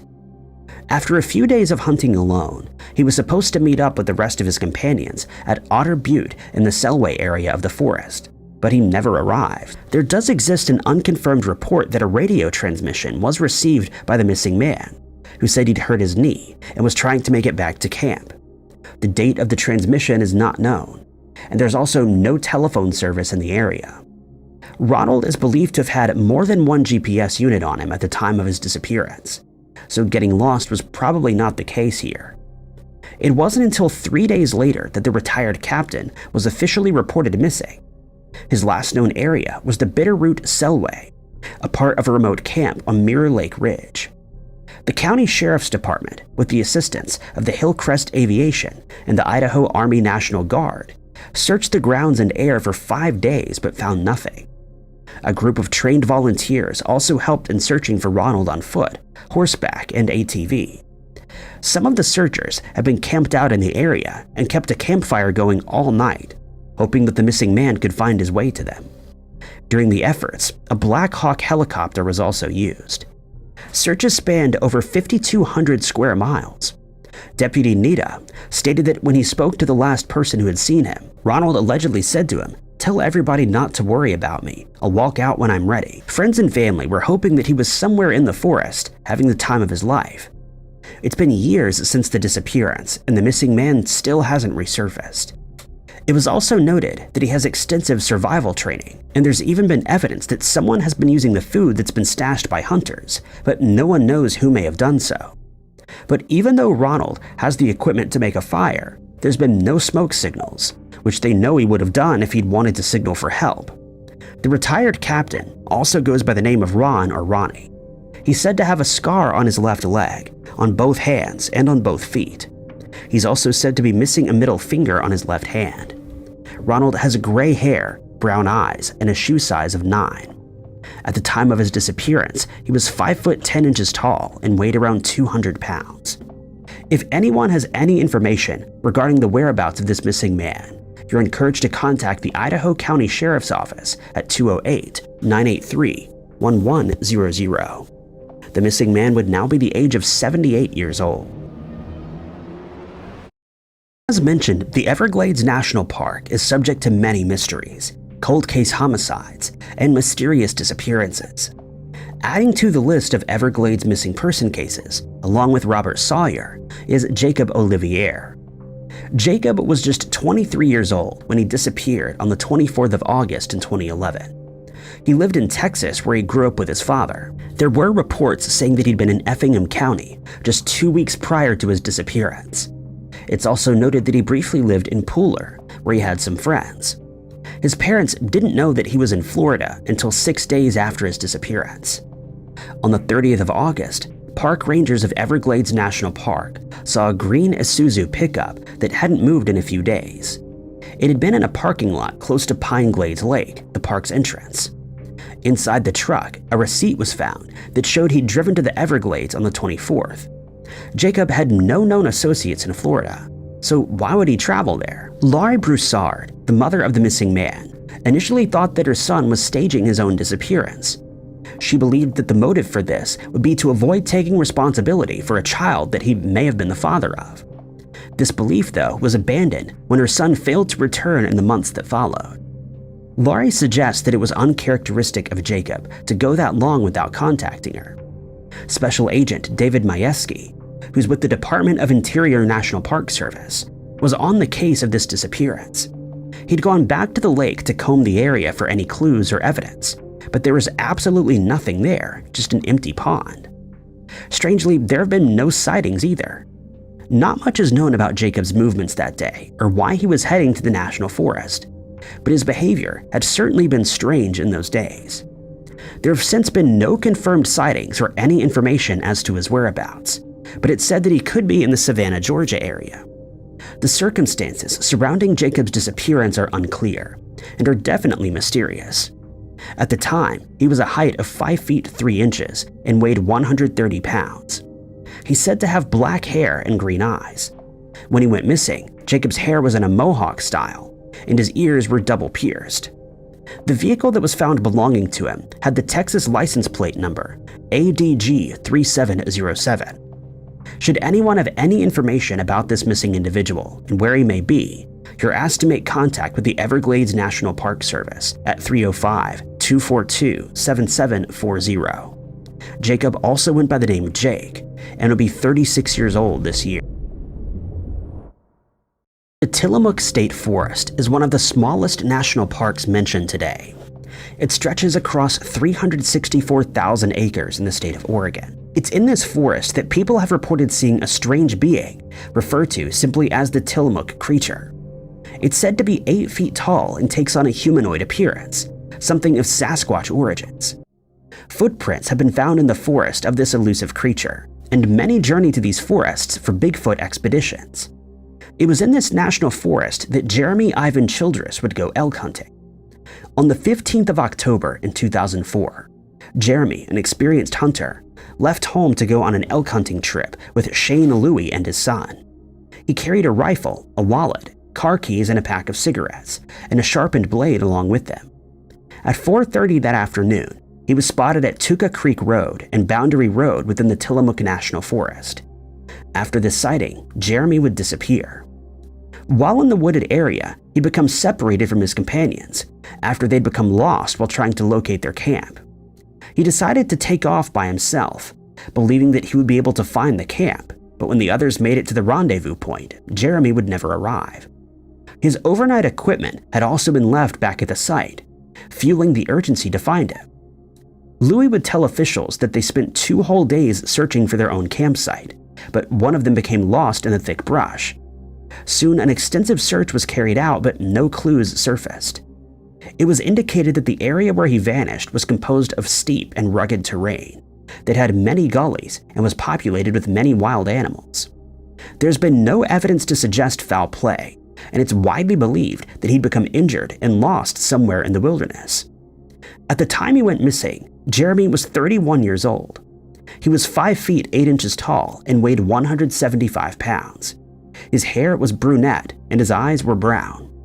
The missing man had a phoenix tattoo on his left shoulder, a dolphin on his right shoulder blade, and a piercing in his left ear. He's said to have had 2 crooked front teeth and had previously fractured fingers on his right hand. At the time, he was wearing a dark brown Carhartt jacket, stone-washed Levi jeans, brown Copeland hiking shoes, and a blue Nike cap, which had the Nike logo in blue. He also wore a gold wedding band adorned with 5 diamonds and a citizen watch with EcoDrive. The investigative agency is the Tillamook County Sheriff's Office, which can be reached at 503-815-3352, with the case number 2004-14591. Jeremy would now be the age of 51. Olympic National Park encompasses 922,651 acres of diversity. It has 3 different ecosystems, including rugged glacier-capped mountains, a Pacific coast, and an old-growth temperate rainforest. It's also the home of many twisted mysteries, ranging from disappearances to the paranormal. It's the place of UFO sightings and strange unexplained lights that move through the Hoh rainforest's trees. It has seen the vanishing of whole families and the enigmatic passings of others. These disappearances have not ceased, and there's one as early as 2022. Laura Mack was heading to the National Forest with the intention of hiking the Enchanted Valley. The wilderness permit that she was issued stated that she would be camping at the Pyrites Creek and exiting the back country a day later. She then indicated that she would be staying a bit longer and later checked in with her boyfriend. Laura failed to do this, and her car was later noticed at the Graves Creek trailhead. She then indicated that she would be staying a bit longer and would later check in with her boyfriend, but Laura failed to ever do this, and her car was noticed at the Graves Creek trailhead. She was officially declared missing on the 2nd of November. Her hike began on the 30th of October, when a significant rainstorm was recorded. Once the weather had cleared up, a volunteer search team began to search for the missing woman. Laura remained missing even with the 19 agencies on board with the search effort. Canine units were brought in along with air and marine operations, but to no avail. She was 35 years old at the time and would now be 37. The missing hiker is said to have had brown hair and brown eyes and wears glasses. A distinctive physical feature is the mole on her back above her belt line. Laura was wearing a black and white shirt and carrying with her a gray backpack and emergency whistle. She wore size 8 boots and a safari hat.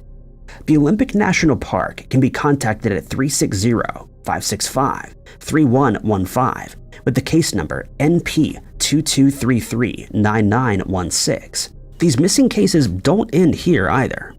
Just among the many are the unsolved disappearances of the 1988 case of Michael Osterhold, the 2017 case of Jacob Gray, the vanishing of Laurie Broussard in 2015, and the 2007 disappearance of Christopher Kurz. These unsolved disappearances and other Olympic National Park mysteries have been the source of intrigue among visitors and the public. The park's vast landscape and unpredictability remind visitors and the public of the importance of being prepared and staying safe during hiking trips and explorations. Some have accredited the disappearances to UFOs, strange lights, or the creatures that lurk inside. When 18-year-old Gia Fuda went missing somewhere between Skykomish and Stevens Pass in Washington state, the case was labeled by investigators as suspicious, since she was supposed to be only going for a short drive from her family's house in Maple Valley. But her car was found in a remote area outside of Seattle. Her mother last spoke to her that morning, the 24th of July, 2020, at about 11:30 a.m. But when she didn't come home as planned and didn't respond to her family's calls and texts, they became concerned that something had happened to her. When she was still missing that afternoon at 1 p.m., they contacted the police and informed them that Gia was missing. Surveillance footage of the area was checked, and it showed Gia visiting a coffee shop in the town of Index, where she purchased a Bigfoot keychain before continuing her drive. Nothing more would be found for 3 days until a State Department of Transportation worker came across her car on Highway 2 near Stevens Pass. It drew his attention thanks to the strange way that it was parked. Investigators were informed, and after running the car's plates, it was confirmed that it belonged to the missing woman. The gas tank was completely empty, the doors were locked, but they managed to gain entry, and inside they found her purse and a few more of her belongings. When her cell phone was traced, it was found to have been powered off in the same spot where the car was found, and there were fears that she may have been abducted.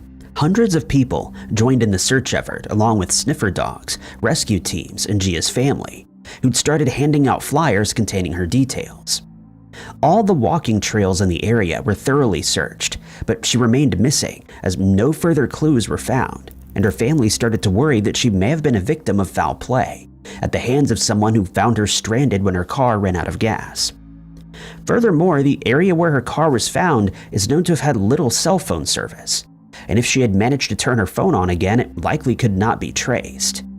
It quickly started to seem that Gia's case would end badly, but then the unexpected happened. On the 1st of August, 8 days after she went missing, her shoes, Bible, cell phone, and bag were found in an area close to Scenic Creek. This was the first piece of evidence that gave searchers some hope, and a short while later, they were elated to stumble across Gia, who was sitting on a rock at the top of a ravine. The first words she said after being spotted to the searchers were, "I don't know where I am." She was brought to safety and explained that when her car ran out of gas, she grabbed a few of her belongings and thought she could cut through the forest to a nearby gas station, but in doing so got confused and lost. She managed to stay hydrated by drinking water from a creek and eating berries, but stated that the nights were very cold without proper shelter. She was unaware that she'd been lost for 8 days, and instead she thought she'd been missing for 3. She was transported to a local hospital where she received treatment and eventually made a full recovery. Searchers praised her for staying in the same area when she realized she'd gotten lost, as this made it much easier for them to find her. One can only imagine the horror a parent must go through when one of their children goes missing, especially when they're still too young to fend for themselves and if they're lost in a dangerous area such as the woods. This is exactly what happened to 3-year-old Christopher Ramirez in October of 2021, and his family was beside themselves with worry. On the day of his disappearance, Christopher was last seen playing with the family's neighbor's dog in the front yard of their house in Pleasantville, Texas. When his family realized that he was no longer there, they panicked and searched the area, but found no trace of him. They became even more worried when the dog returned home without Christopher, and they contacted the authorities. A massive search effort was organized as members of EcuSearch, the FBI, and local police officers scoured the surrounding areas. But Christopher remained missing, without any trace of him being found. His mother told the media that she believed he was kidnapped by someone who saw him playing in the yard alone. And as time went by, searchers also started to doubt that he was still in the area, when one EcuSearch member stated that he'd given up hope of finding the boy at one point. Ponds in the nearby areas were drained and searched. 4-wheelers were used to search the wooded areas near the house, and volunteers did what they could to aid in the effort, but to no avail, as Christopher couldn't be located. When night fell after the first day of searching, his family started to panic since he was just 3 years old and couldn't fend for himself. The next day, the search continued, but with the same result. And before long, Christopher had been missing for 4 days without any indication as to what may have happened to him. But then, something happened that many of the searchers and his family described as a miracle. A member of the public contacted the police to say that they saw a young boy in a wooded area about 5 miles from the family's home, and searchers raced to the area. When they arrived, it took just a short while for Christopher to be found, and he was taken to a local hospital to be evaluated. He was dehydrated but hadn't sustained any injuries and was happy to be returned to his mother. He later revealed that he was playing with his neighbor's dog that day and followed it into the woods at one point, leading to him becoming lost. He didn't reveal how he managed to survive in the woods for 4 days, leading some people to believe that his disappearance was the result of something supernatural, but this theory has been dismissed as ridiculous.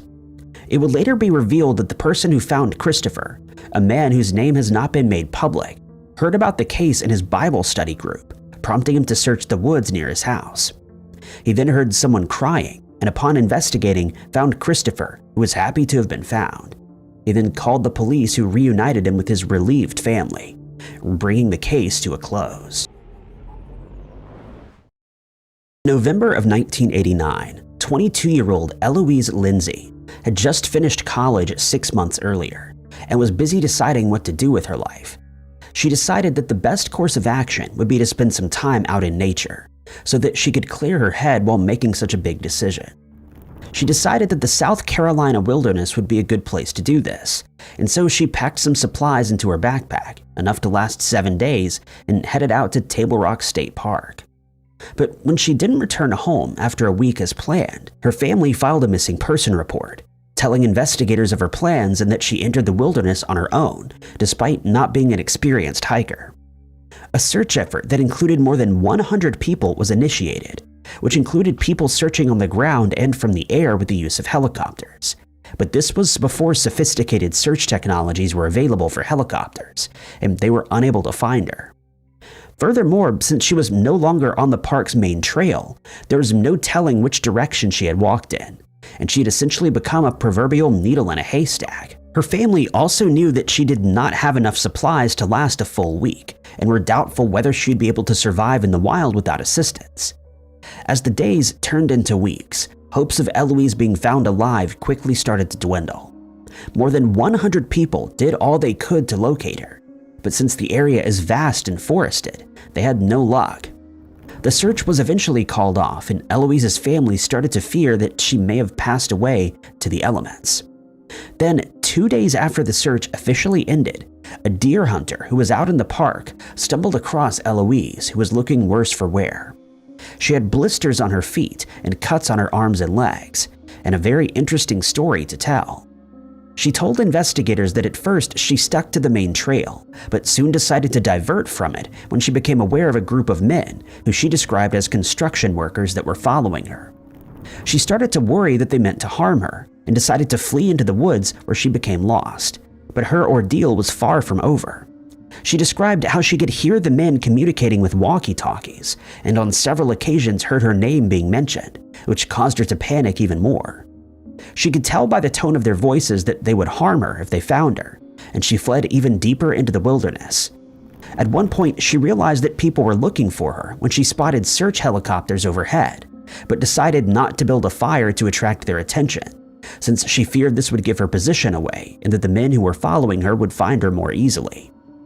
It would later be theorized that the voices Eloise was hearing were the voices of the very searchers who were looking for her, but thanks to her fear and paranoia, she kept traveling further away, and if she hadn't done so, she likely would have been found days earlier. In the end, Eloise received treatment for her minor injuries and considered herself lucky to have survived in the woods for 2 weeks. She also stated that for as long as she lived, she'd never go hiking again.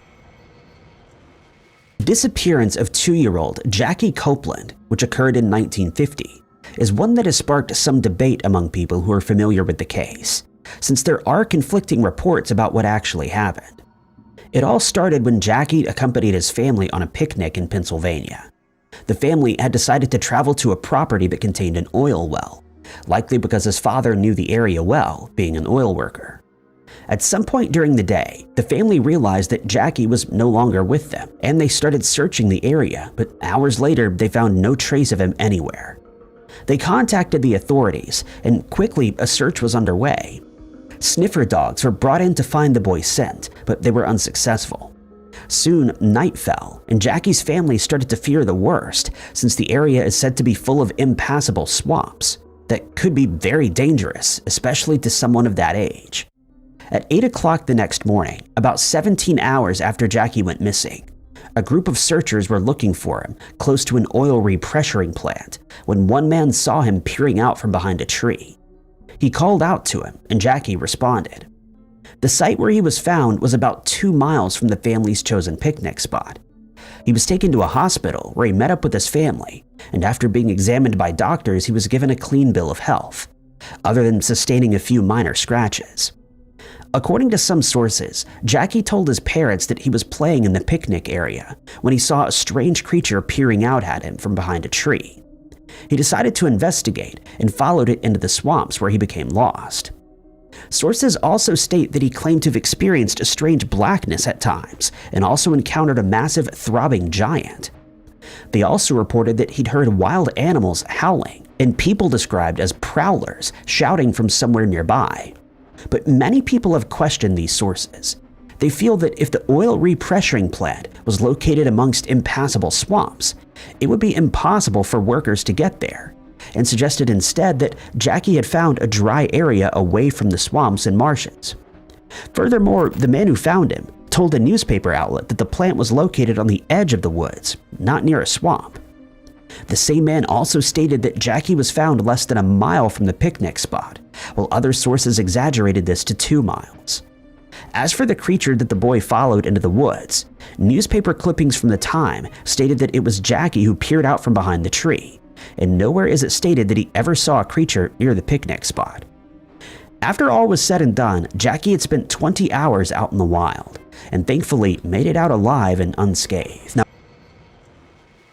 12-year-old Michael Aubrey's disappearance is tinged with irony, since his favorite book at the time was about a boy who gets lost in the wilderness. And in 2007, this is exactly what happened to him in the Great Smoky Mountains National Park.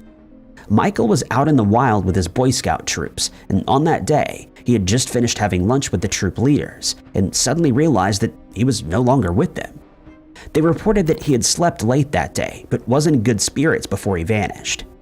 According to those in attendance, he'd been chatting to some of the other scouts and eating a can of Pringles chips when he suddenly disappeared, with one troop leader describing it as having happened in the blink of an eye. He couldn't be located. Troop leaders contacted the police, and a search was organized. Police officers, professional searchers, the FBI, and volunteers scoured the area, but to no avail, as Michael was nowhere to be seen. Helicopters equipped with heat-seeking technology searched from the air but also failed to find any trace of him. One rescue dog managed to find his scent about a mile from the campsite but lost it again soon after.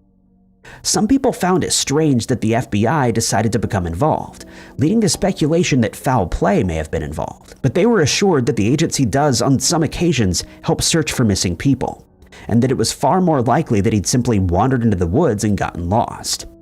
Nevertheless, theories started to spread that Michael may have been abducted, or that some other sinister event had taken place, despite no evidence of this being found. Soon, the sun started to set, and it was certain that Michael would have to spend at least some time of the night out in the woods on his own. The following morning, he had still not been found, and the search effort continued.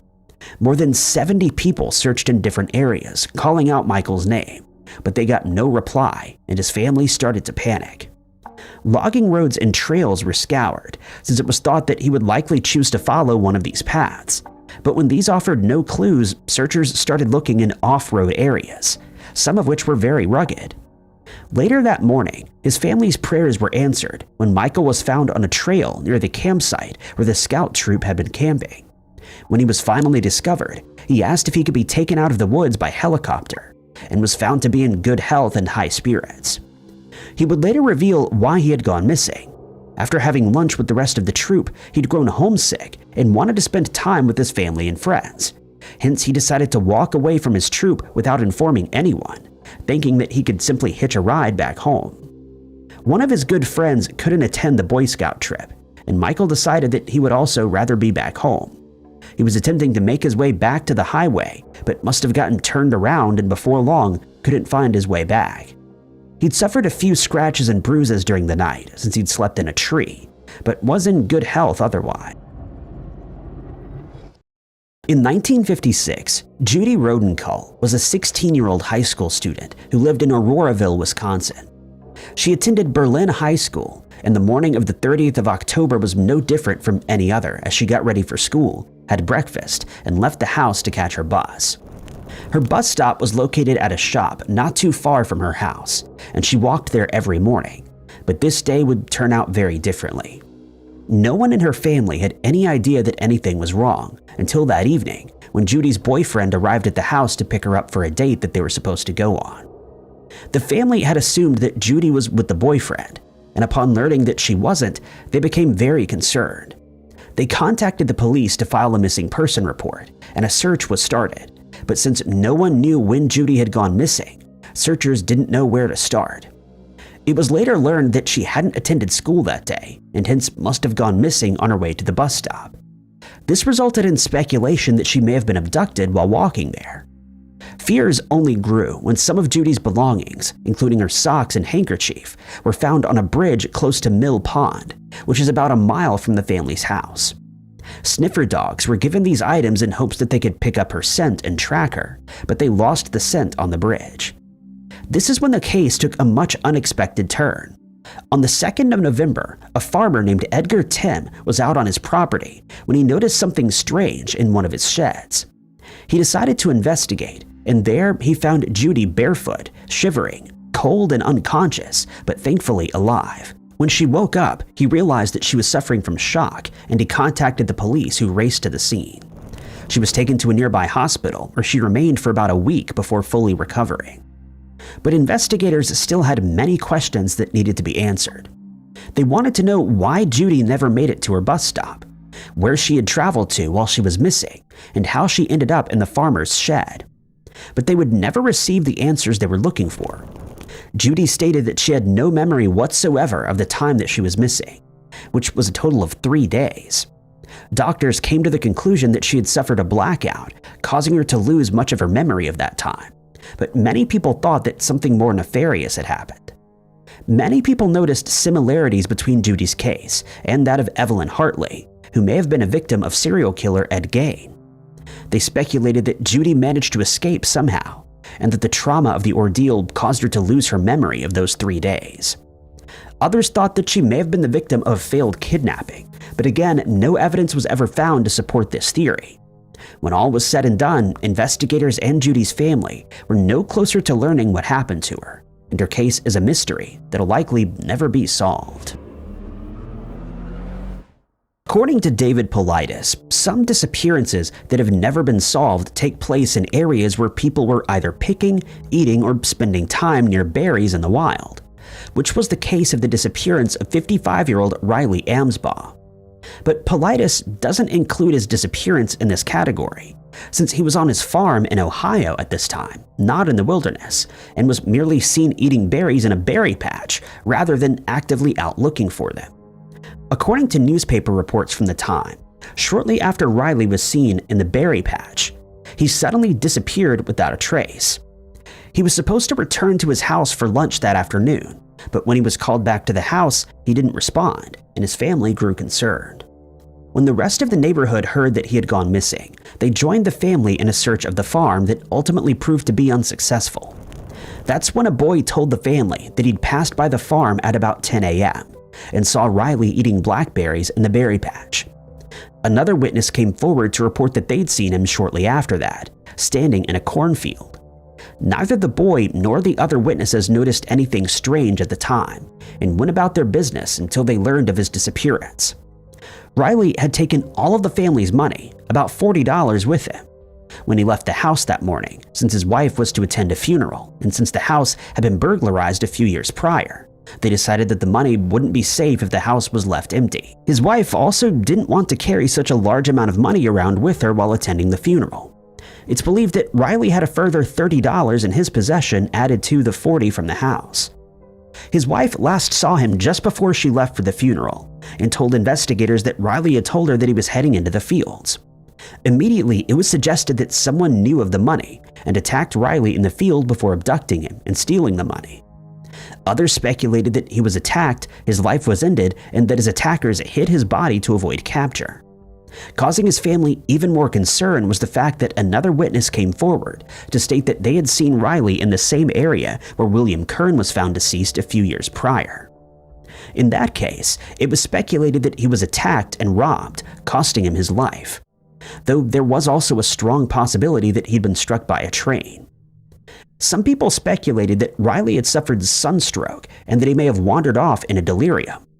As many as 75 people joined the search, using lanterns to scour the farm, but with no positive results.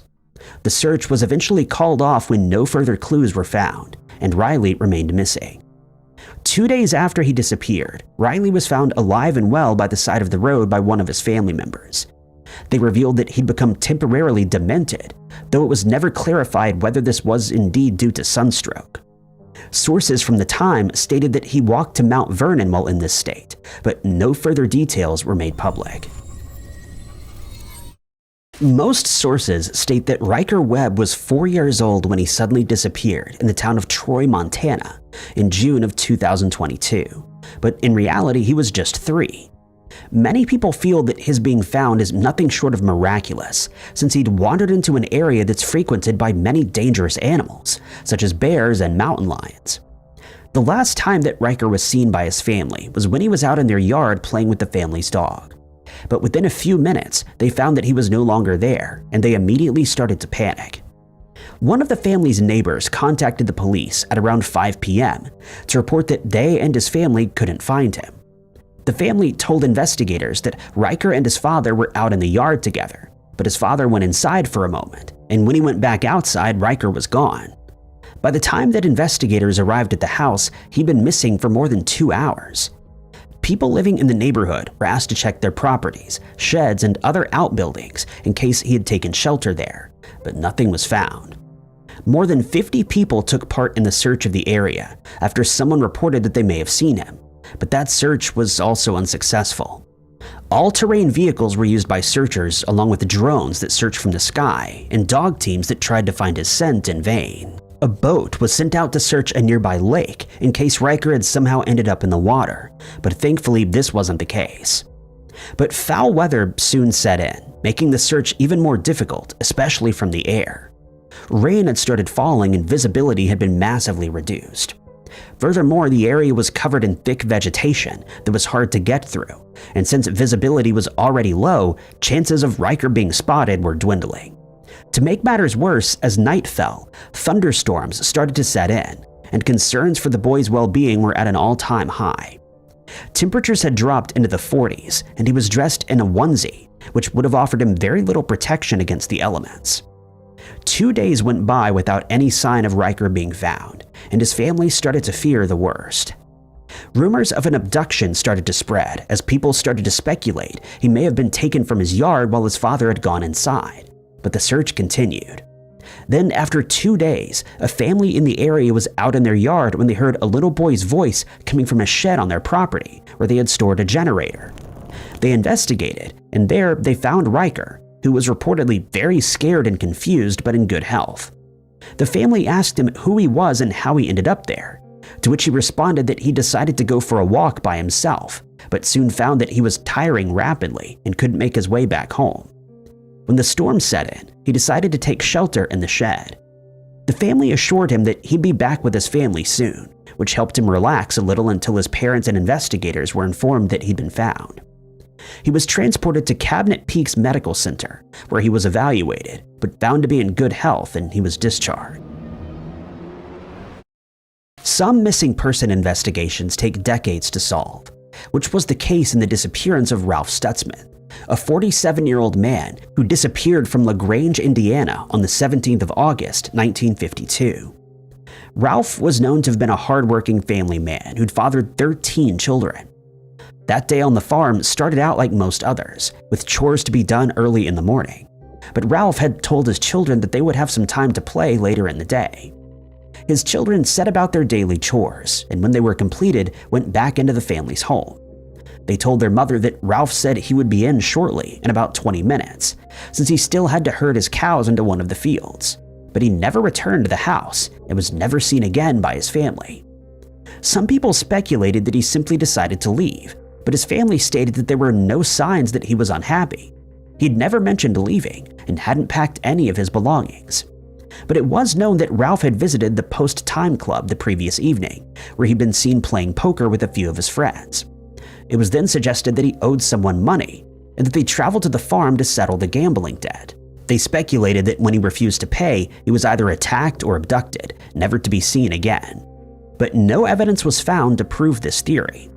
His family searched for him but never found any clues as to what happened to him, or where he may have disappeared to. Weeks turned into months, and eventually years went by without any new developments in the case. Years became decades, and by this time, all hopes that Ralph would be found had disappeared, but his family still wondered what had happened to him. Then, in 2022, 71 years after Ralph vanished, the family got the answers that they were looking for. The LaGrange County Sheriff's Office was contacted by a genealogist who claimed to have solved the case using DNA technology. At first, the family was skeptical when they were informed and suspected that it may be a scam, but they decided to look into the man's claims. He revealed that he used DNA and Ancestry.com websites to find more details on Ralph. What he found astonished him, and he knew he had to let the remainder of the Stutzman family know what he had uncovered. It was thanks to his extended family that the case was finally solved. They had submitted their DNA to the website, and it was found to be a match for the Stutzman family. But it was also a match for another family, the Schrocks, who lived in Ocala, Florida. This all seemed very confusing, but thanks to some detective work, the genealogist was able to piece together what had happened. It was discovered that Ralph had simply walked off the farm that day after telling his children to go inside. He took no possessions with him other than the clothes on his back, and for reasons that remain unknown, decided to relocate to Florida, where he started a completely new life. He then changed his name to Delbert Schrock, got married once again, and had 6 more children. He eventually passed away in Florida in 1968 without either his first or second family finding out about the other.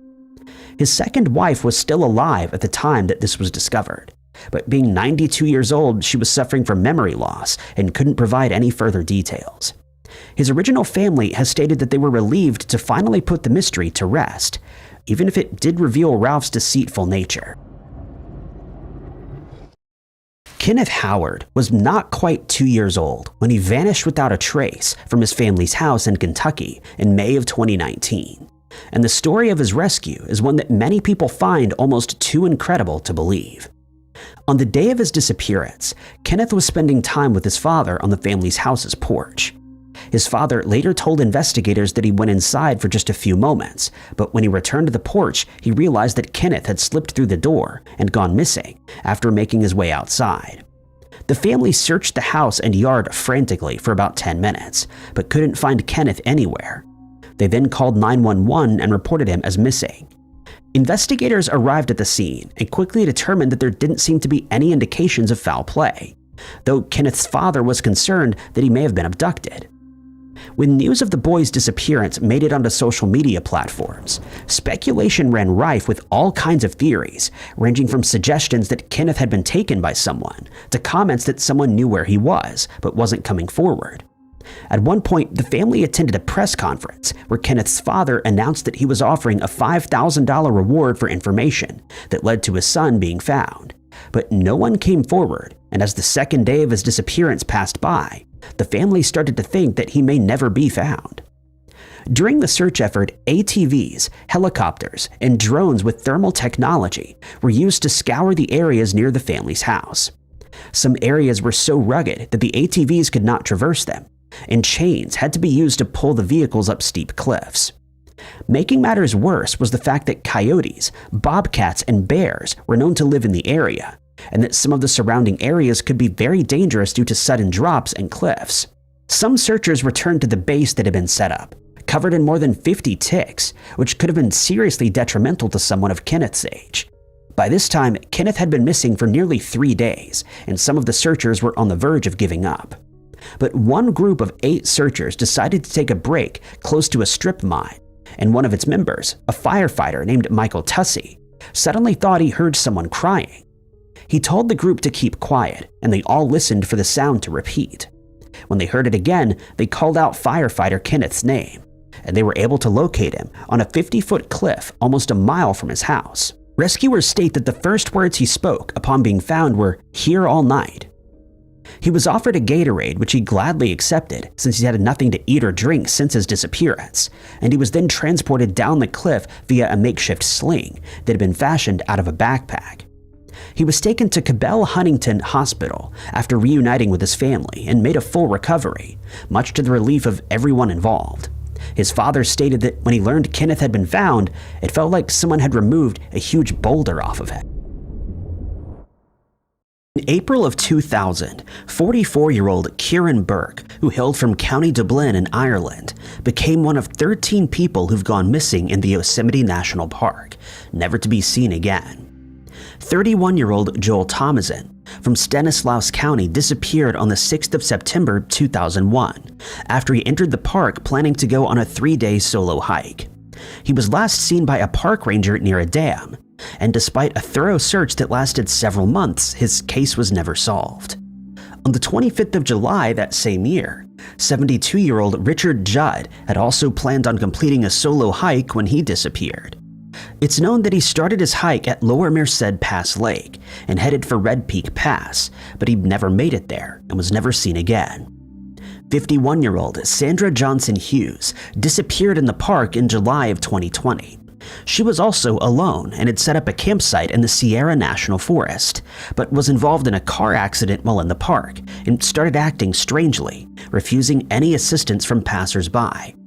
Her campsite and sleeping bag were eventually located, but no further traces of Sandra were ever found. 74-year-old Peter Jackson last spoke to his son on the 17th of September 2016 and told him that he was hiking to Yosemite. It's known that he was at the White Wolf campground since his campsite was found there, but he never made it back and has not been seen since. George Panka, a 30-year-old man, was on a church camping trip when he suddenly vanished from the top of Yosemite Falls. Investigators released a description of what he was wearing, but he was never spotted and remains missing today. Other people that remain missing in the park are 51-year-old Michael Feisery, who disappeared in June of 2005, 66-year-old Walter H. Reinhardt, who's not been seen since September of 2002, and 49-year-old Ruthann Rupert, who's thought to have gone missing from the Fireplace Creek area in August of 2014. 28-year-old David Paul Morrison, 25-year-old Timothy John Barnes, 14-year-old Stacey Ann Arras, and 20-year-old Dekron Najian are all still missing in the park, and none of their disappearances have been solved. As for Kieran, he was on a 2-week holiday when he traveled to San Francisco, where he then booked a room near Yosemite and rented a car. The rental car was later found abandoned in the parking lot of Curry Village, when staff from his accommodation noticed that he hadn't checked out when he was supposed to. On the 5th of April, he entered the park for his hike and was last seen in Yosemite Valley, but never returned. A search of the area was quickly organized once it became known that he was missing. His brother traveled to Yosemite to search for Kieran, but despite his best efforts and that of professional searchers, no sign of him was ever found. Members of the public were asked to come forward if they had seen him, but no such leads ever came in, and Kieran's case went cold. Kieran stands 6 feet tall, weighs 180 pounds, and has black hair with blue eyes. He was last seen wearing a leather bomber jacket and is believed to have had his camera with him when he set out for his hike. Anyone with information on his case is asked to contact Agent Cullen Tucker of the Yosemite National Park Service at 888-653-0009, quoting agency case number NP19008-909, and Kieran's NamUs case number is 54202. When 71-year-old John Squires went missing from the Katmai National Park in Alaska on the 20th of June 2018, he was no stranger to the area since he'd backpacked in the Lake Clark National Forest before. Although that was 15 years earlier, he enjoyed the experience so much that he decided to leave some of his rafting equipment and a strongbox in a nearby village so that he could return every summer to do some fishing.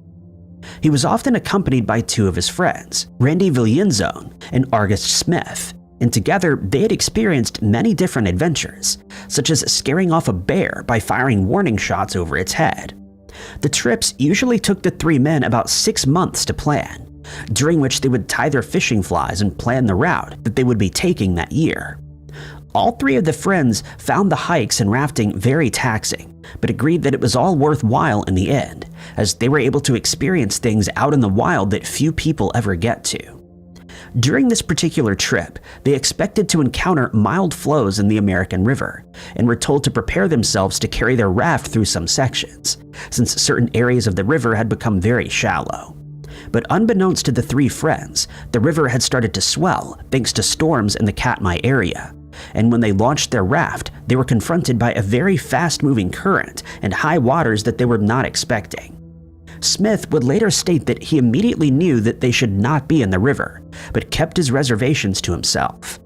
Even some of the large boulders that are usually visible above the water were nowhere to be seen, but they forged ahead with their plans. Before long, they started to tire out and looked for an embankment where they could have a rest, but the river had swollen to the point where the banks were completely submerged, and they were forced to keep fighting the currents. At about 4 p.m., they came to a narrow section of the river where the current became even faster, and they tried to brace themselves for what was to come, but John had been rowing for more than 5 hours and was exhausted from the effort. August was the first of the three to be thrown overboard, followed shortly by John. When the raft hit a rock in the water, Randy was also thrown into the water, and all three men started fighting for their lives. He eventually managed to grab hold of an overhanging branch, which he used to pull himself onto the shore, and August grabbed onto a boulder, after which he was able to swim to safety. But he and Randy were on opposite banks, close to a mile from each other.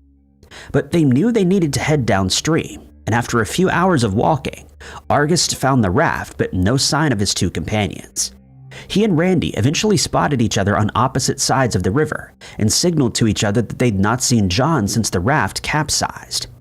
August eventually made it to a campsite where he informed a guide, Mike Gozer, where Randy was, and they were able to rescue him from the opposite bank. Despite a search that lasted more than a week, only the men's equipment was ever recovered, and John was never seen again. He's described as having brown hair and blue eyes, standing 5 foot 8 inches tall and weighing 195 pounds. He was last seen wearing a brown vest, gray waders, and sandals. If you have any information on John's disappearance, you're asked to contact the Alaska State Troopers at 907-269-5511. Shenandoah National Park is situated about 75 miles from Washington, D.C., and is visited by thousands of people each year. While parks such as Yosemite and the Grand Canyon are some of the best known for missing person cases, Shenandoah has seen its fair share of disappearances over the years, some of which have never been solved. In 1987, a very experienced ranger, who's referred to only as MN, didn't show up for his shift for 2 consecutive days, and his colleagues started to worry that something had happened to him. They knew that he could take care of himself out in the wild, since he'd already successfully hiked the entire Appalachian Trail, which stretches for more than 2,900 miles. They found his journal, in which he'd written about being depressed, and his family confirmed that he had struggled with this in the past. A search was organized, and a few days after he went missing, searchers found MN's backpack, walking sticks, canteen, clothing, and his hiking shoes. More than 200 people scoured the area to no avail, and after a few days, the search was scaled down to just 50. It would then be reported by a son and father hiking in the area that they saw the man walking south in just his socks, and more searchers were brought in. This time they found his boots, pants, and a walking stick with his name on it, but he was never found. Then, in 2012, 60-year-old Robert Ray Fitzgerald, known to his friends as Bobby, disappeared after going on a hike on Shenandoah Mountain. While on the hike, he lost his cell phone and shirt and is believed to have gone back to the Confederate Breastworks Trail to look for them, but he never made it back. A massive search turned up no clues, but a hiker would later find his phone, and his car was eventually located in the trailhead's parking lot with his backpack still inside. Bobby was never found, and his case remains active. Another inexplicable disappearance that has possible ties to Shenandoah National Park is that of 56-year-old Michael Hugh Camilletti, who hails from Standardsville, Virginia. He's an Army veteran and is an experienced hiker, making his disappearance all the more baffling. Michael set out from his house, which is about 10 miles from the national park, on the 22nd of May, 2014.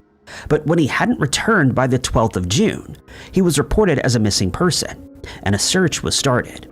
For the first week, nothing was found, but then his car was discovered 160 miles away, near Williams River Road in West Virginia.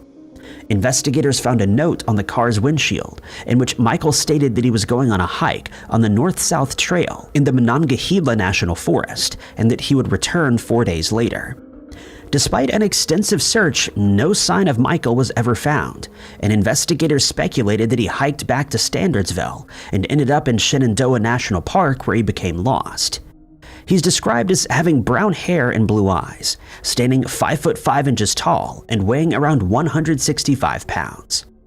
Anyone who sees Michael is asked to contact the Halifax County Sheriff's Office at 434-476-3339. In 1946, 18-year-old Paula Jean Weldon was studying at Bennington College in Vermont and worked part-time at the college's commons. On the 1st of December of that year, she completed 2 shifts and told her roommate that she was going on a lengthy hike. Several people saw her as she set out, and it was reported that she was heading towards Bennington. She was then picked up by a driver called Lewis Knapp, who had dropped her off about 3 miles from Long Trail, where she was planning to go on her hike. At 4 p.m., she spoke to a passing group of friends, asking them how long the trail was and how long it would take to complete. They last saw her heading towards the trail, and later she was spotted near Faye Fuller Camp, having finally set out on the hike. Many of those who saw Paula noted that she was just starting her hike as the sun was about to set, and that she didn't have warm clothing or enough supplies with her. The following day, she didn't attend any of her classes, and authorities were notified, as was her father. Several people reported seeing her, but none of these were definite, and it's possible that they merely saw someone matching Paula's description. It was speculated that she took a bus somewhere, but no proof was found. On the 3rd of December, one of the men in the group of friends who'd spoken to Paula reported the encounter to the police. Several other hikers reported seeing her near the Hunter's Rest campsite. A search of the area was conducted, but snow had fallen, making the going very tough and raising further concerns for Paula's safety, since she was ill-prepared for such cold weather. 3 searchers, including Paula's father, made it as far as William Lausen's camp, but he stated that he hadn't seen her. On the 4th of December, it was revealed that there was another woman in the area who looked a lot like Paula, and hence none of the sightings that had been reported could be verified. The college's campus and a section of a long trail were searched by volunteers, college students, and from the air by a pilot, but frustratingly, Paula remained missing. A man then came forward to report that he'd seen a woman fitting Paula's description in Springfield, Massachusetts, buying a train ticket to Charleston, South Carolina, but it could not be confirmed that this was Paula. A woman of similar description was reported to have applied for a waitress job in Boston, leaving a bar in Middlebury, but none of these leads panned out, and before long, investigators started to suspect that foul play was involved. At one point, a man reported hearing a woman screaming on the eastern slope of Glastonbury, but nothing was found when that area was searched. A $500 reward was offered to anyone with information leading to Paula being found, but no such information was ever received. It's a case that's left Paula's family and investigators baffled for almost 8 decades, and the chances of it ever being solved are slim at best. No sign of Paula was ever found, and while some speculate that she started a new life somewhere else, most think she got lost in the woods and never made it out.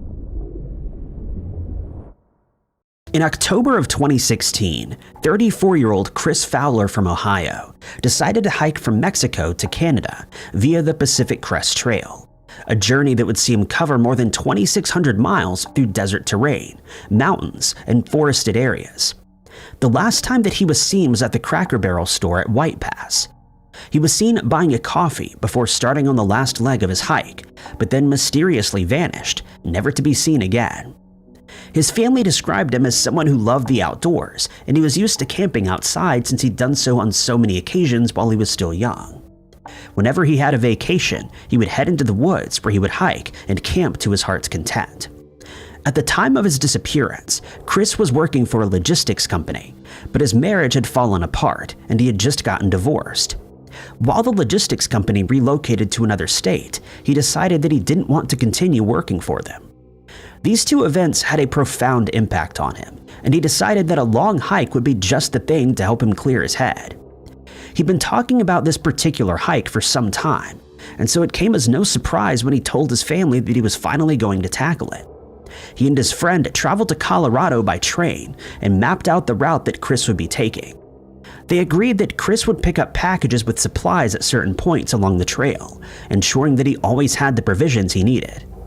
The 2 men decided to start the hike together, but agreed that if one of them fell behind, the other would carry on at their own pace.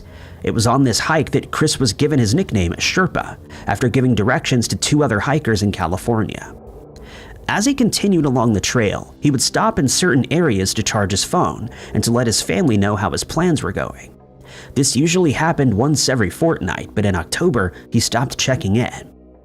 When 3 weeks had passed without a word from him, his parents started to worry, and they contacted his friends as well as some of the hikers that he had encountered on the hike, but no one had seen him for some time. When his mother, Sally, tried to file a missing person report, she was told that Chris was an adult and that he likely didn't want to be found. They also stated that he was likely unable to contact them since he was in the wilderness, but Chris's family knew something was wrong. Sally used his bank records to retrace his steps and discovered that he had never paid for the package he was supposed to pick up near Yakima County. She also discovered that the area had been hit by a large storm and insisted that a search be started. It was then discovered that he'd picked up supplies in Packwood, Washington, and then got a ride to the White Pass trailhead. He was seen heading out onto the trail once more, but then vanished. His phone records showed that his phone was shut off or died an hour later, and it was never used again. He was almost certainly caught in the storm later on, and according to those who saw him, did not have the proper equipment for it. The trails between White Pass and Chinook Pass were thoroughly searched by volunteers, but no clues were found. It's believed that Chris succumbed to the storm since he wasn't well prepared enough, though some people believe he disappeared willingly for reasons unknown. None of Chris's equipment was ever found, and he remains missing today. If you saw Chris on the trail, or if you have any information on his case, you're asked to contact the Yakima County Sheriff's Office at 509-574-2500. The mother of missing 27-year-old hiker Kyle Britton has posted to Reddit to warn others that they should never hike alone. She added that when Kyle set out for his hike on Hawaii's Big Island in August of 2019, it was the very first time that he had done so alone, and he went missing. Kyle, who hailed from Honolulu, left his house on the 6th of August that year, and at around 6 a.m. set out on his hike of the island. His family was not happy about the fact that he was hiking alone, but he stated that he had always wanted to and thought this was the perfect time to try. He told them that he was planning on hiking the Z Trail and that he would hike all the way to Waimanu Valley. But when he didn't return home, his family filed a missing person report and an investigation started. When his cell phone data was checked, it was found to have last pinged off of one of the very few towers in the area on the 30th of August. His car was found parked at the entrance to the trail, but his keys were missing, and no other clues were found in or around the vehicle. The area where Kyle went missing is massive, making it hard to figure out exactly where he went. Searchers started speculating that he'd gone off the trail and was somewhere in the woods, but without a definite point to start searching for him, all they could do was cover as much ground as possible. Volunteers and professional searchers concentrated on the trails and wooded areas, while helicopters were used to search from the air, but Kyle could not be located. It was also noted that rain had fallen on the day of his disappearance, and it was likely that he had slipped and suffered an injury. The area that his cell phone was last known to be in has very little to no cell reception, and even if Kyle's phone was still on, it was unlikely that he would have been able to contact anyone for help. One hiker did come forward to report that they'd seen Kyle at the Waipio Valley Overlook, and that he'd spoken to him. Kyle asked for directions to the bathroom and then bade the man a good day before going on his way.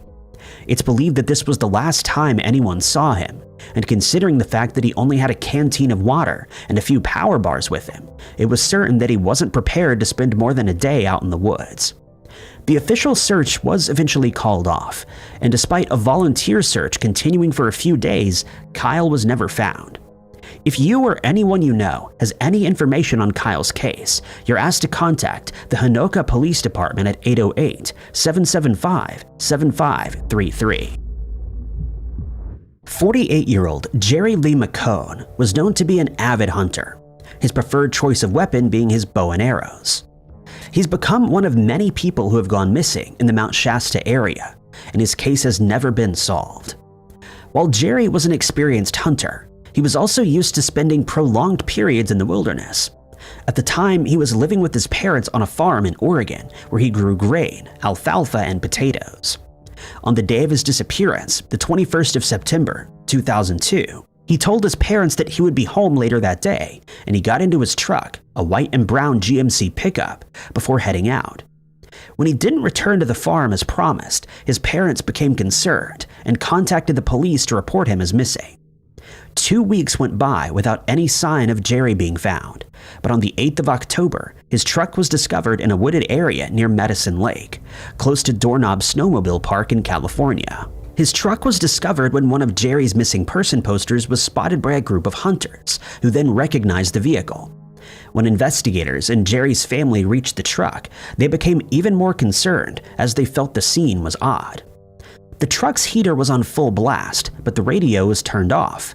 They searched the immediate area around the truck but could find no clues as to which direction he may have traveled in, but also found no signs that a struggle had taken place.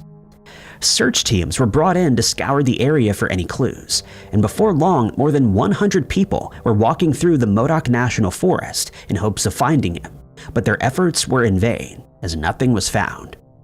Search dogs were then brought in hopes that they could pick up Jerry's scent, but this also led nowhere. Helicopters searched from above, but spotted none of Jerry's equipment. GPS devices were used to mark the areas that were searched, thereby ensuring that every part of the search area was covered, but still, Jerry remained missing. When Jerry missed his father's birthday, the reality of his disappearance hit his family hard. His mother stated that she knew something was terribly wrong when he didn't come home at the arranged time, and that she's certain he was the victim of foul play. His friends added that Jerry never locked his truck and that they found it suspicious that it was found locked on this occasion. He also often left a note on his car, but hadn't done so this time.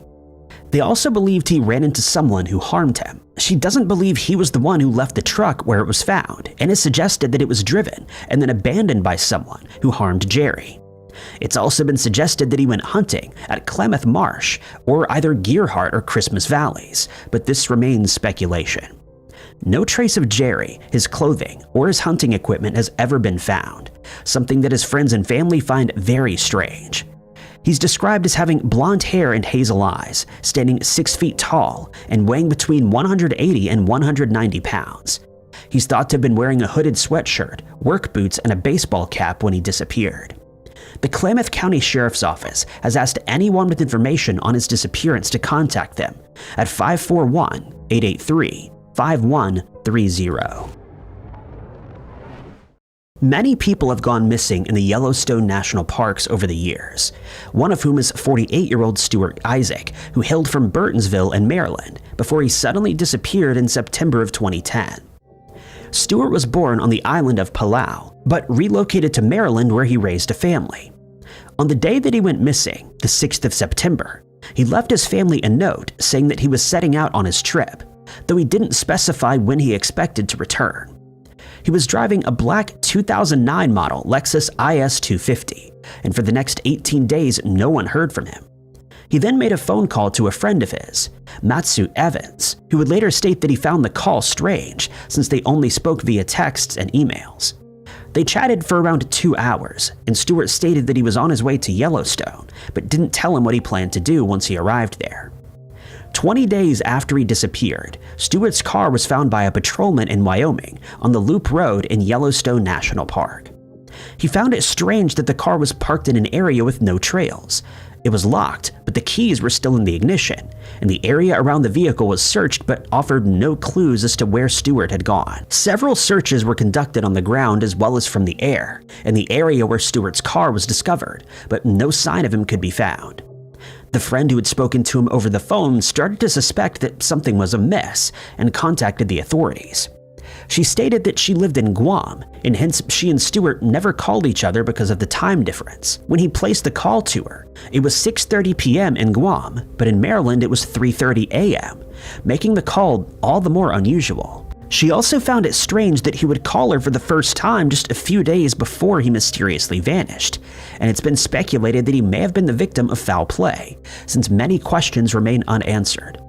Stuart was not an avid outdoorsman and had very little experience with hiking or camping, leading many people to ask why he suddenly decided to travel to Yellowstone, since he hadn't mentioned anything about his trip until his family found the note that he left behind. Since then, many theories have been put forward in an effort to explain what happened to him, but nothing more was ever found, and Stuart's case remains a perplexing one. He's described as having short, cropped black hair and brown eyes. He stands between 5 foot 8 inches tall and 5 foot 10 inches tall, weighing 230 pounds. If you've seen Stewart or know where he may be, you're asked to contact the National Park Service at 307-344-2607. Mike Herron, a 51-year-old man who went missing from Happy Valley in Maryland in Blount County in 2008, was the owner of a successful construction company, who also owned 100 acres of land and a condo in Maryville. He loved living so close to the mountains and was known to spend his weekends working on his farm, where he kept several cows and chickens. He lived in the area all his life and was known in the surrounding community as a man who enjoyed a good laugh and who loved his 2 sons, both of whom also lived in the area. On the 23rd of August that year, Mike left a message for his son, Matt, saying that he planned to go to the farm to mow the grass and to chop down a few trees. He went by his other son, Andy's house, to get a lawnmower that they all used, and as he left, he and Andy passed by each other. He was then seen by his neighbors as he arrived at his farm, and again about half an hour later, leaving on his ATV. He even waved at his neighbors as he went by and, by all accounts, seemed to be in high spirits. The farm is located right next to his parents' property, and whenever he was there, he would let them know and usually popped in for a visit. There's no cell service on the farm since it's high up in the mountains, but Mike had a landline that he used when he needed to contact anyone. The next day, Mike's mother called Matt and asked whether he had seen him. They knew he was on the farm that weekend, but hadn't heard from him, and when they tried to call him, they got no answer. Failing this, they went to the farmhouse and knocked on the door, but once again got no response. Strangely, his truck and trailer were still parked in the driveway, with the mower still loaded, and it seemed as though he hadn't used it yet. At first, it was assumed that he decided to spend some time in the woods by himself, but when no one had heard from him by the 25th of August, the family became concerned, and Mike's mother had a feeling that something was amiss. Andy and Matt drove to the farm, and there they found his truck just as it was a few days earlier. Inside, they found his keys, wallet, and cell phone. His wallet still contained the cash that he had on him when he left, as well as all of his bank cards and license. The pair then got into an ATV and started searching for Mike, fearing that he may have had an accident on his ATV and couldn't make his way back. They scoured the areas that he usually visited, but by 4 p.m. they'd found no sign of him, and they contacted the police. 2 hours later, a search was started, but heavy rain started to fall and would continue for the next few days. The chances of any of Mike's tracks being found quickly dissipated, and search dogs were unable to pick up his scent. More than 100 people from the area scoured the woods for 4 days and covered a 400-acre area, and on the 26th of August, Mike's ATV was found at the bottom of a steep hill, about a mile from the farm, seemingly having been pushed into the brush. Mike's disappearance has never been solved, and no further clues were ever found in the woods. Investigators have asked anyone with information to call the Blount County Sheriff's Office at 865-273-5000. Mike's NamUs case number is MP1700. Usually, when someone goes missing in the wilderness, searchers are able to find some of their belongings, such as pieces of clothing or the equipment that they were carrying with them.